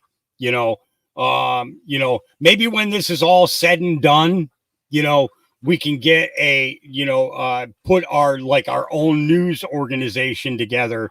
Okay. And, and possibly be able to, it's like, hey, we got a couple of people in chat right now. Ron Cunningham with the Cool Show. Okay. Say that Rob came on it from 9 until 11 in the morning, and he got a percentage of what was brought in for that monthly, for the monthly subscribers. Okay. And then Dave comes on from noon until 2:00. And then I come on from 2:00 until 4:00. And then we have other people to fill in the rest of the time. That's a feasible thing. A 24-hour news channel straight from real Americans out and living in the waller in which we're in. That would be great.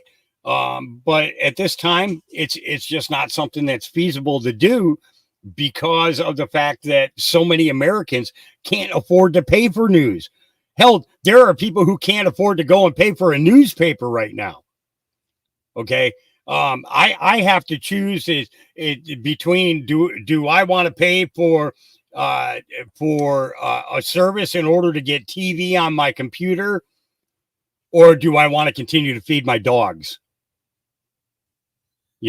Because that $20 to $60 or $100, that would pay for that service. Sure, it'd be great to have that service, but the fact of the matter is I love my animals, and my animals got to come first. It's like, there are times that I would love to go live in the middle of the night, but I know that I'd end up expelling more fuel than what I can afford to,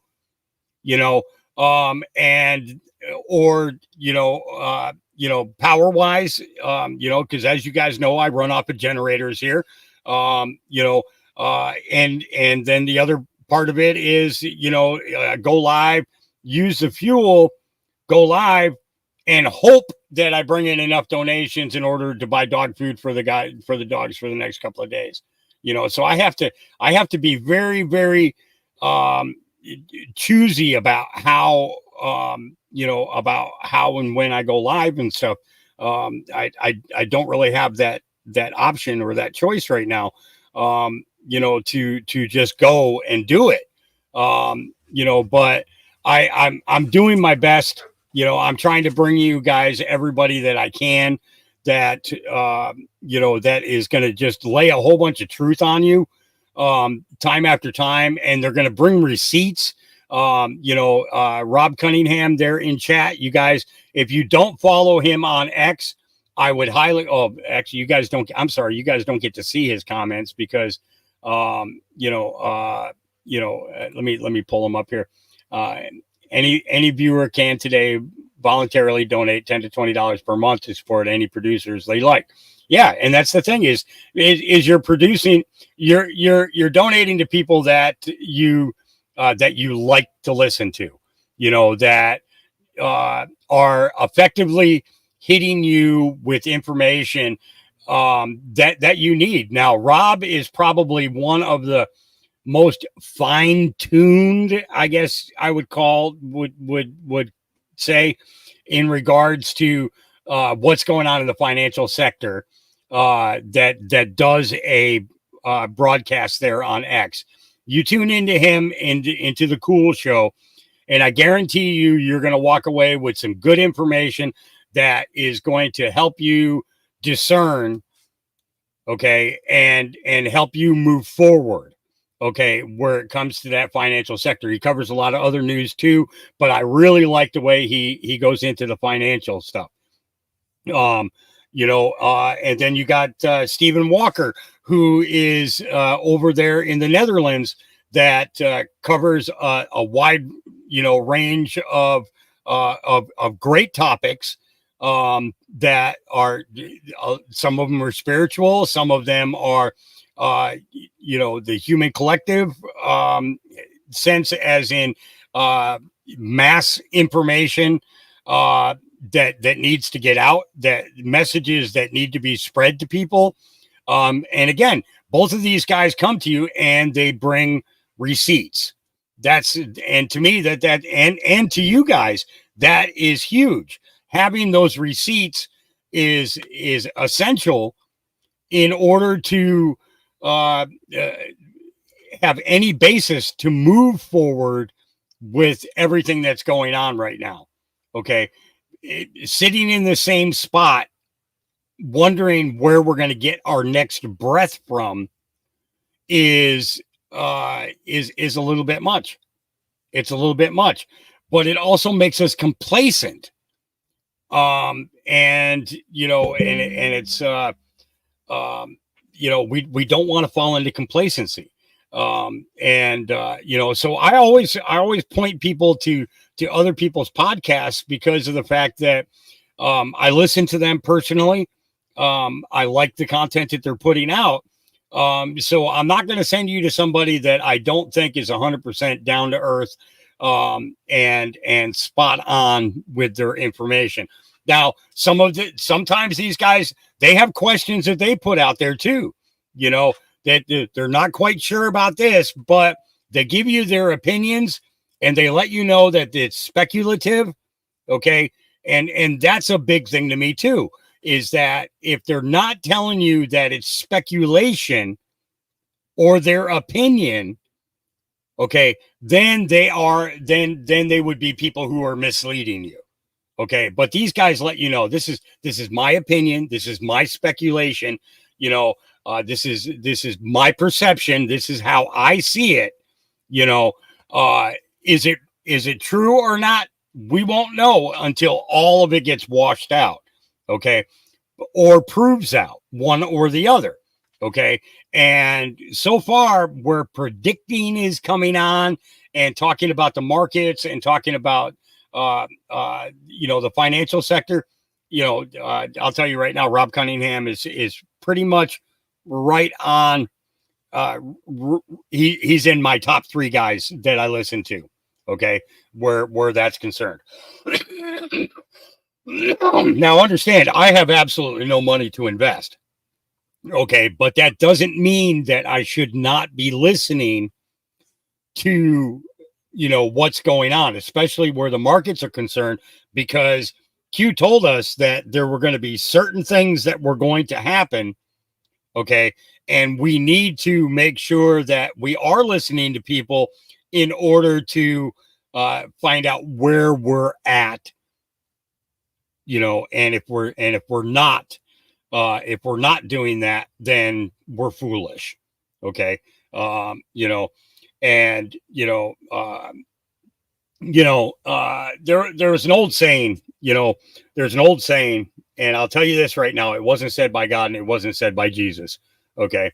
Or Yahusha is actually his name, because there was no J's in the alphabet back then. Okay. And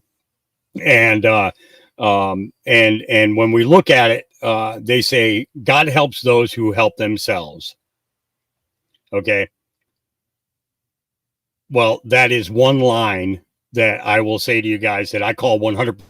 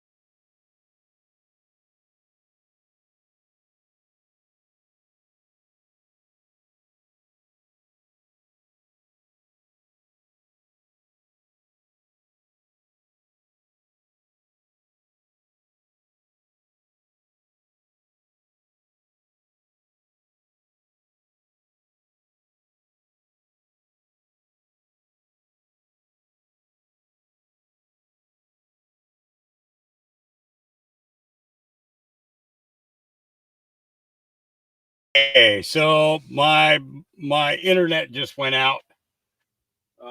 I'm watching to see if it comes back on here. Bear with me for just a minute or two, folks.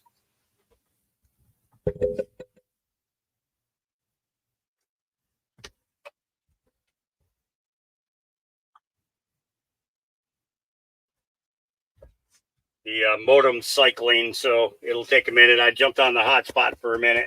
I won't be able to stay on long on the hotspot because I know I'm getting short on time on it. Come on, watch out. Move. Thank you. Good boy. Go ahead and lay down, Gabe. Okay. Good boy. You're a good boy. Yeah, Scout, you're a good boy too. Now you're all going to come over here wanting petting and everything else. Yeah, I know. One after the other, after the other, after the other.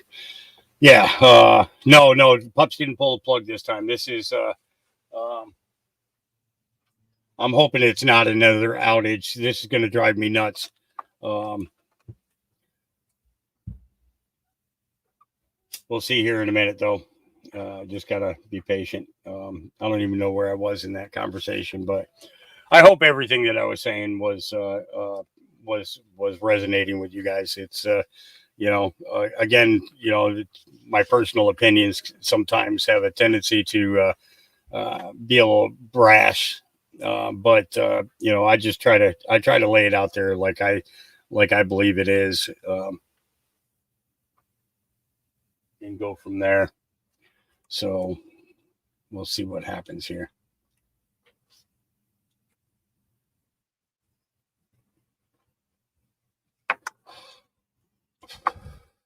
Susan Snared says, American Assholes, they got an interview with the landowner where this is going on. Fascinating. Susan, if you, if I can, I can't do it on the hotspot. I can't play videos while I'm on the hotspot. But let's see what happens here. Yep, my internet is definitely out. There's no globe anymore. Okay, so what I'm going to do is I'm going to go ahead and end this here and call the contact the internet company and let them know that their service is no longer available, and find out what's going on, and hopefully get back with you guys in a short period of time. We'll have to see what's up and go from there. But as quickly as my internet comes back up, I will be back with you guys. All right. Thanks a lot for joining us. I appreciate you, each and every one of you. Thank you for joining us. I hope everybody has a great afternoon, and we'll be back with more info as soon as I have the internet back. God loves you. Jesus loves you. I love you. All right. We'll talk to you guys soon. Peace.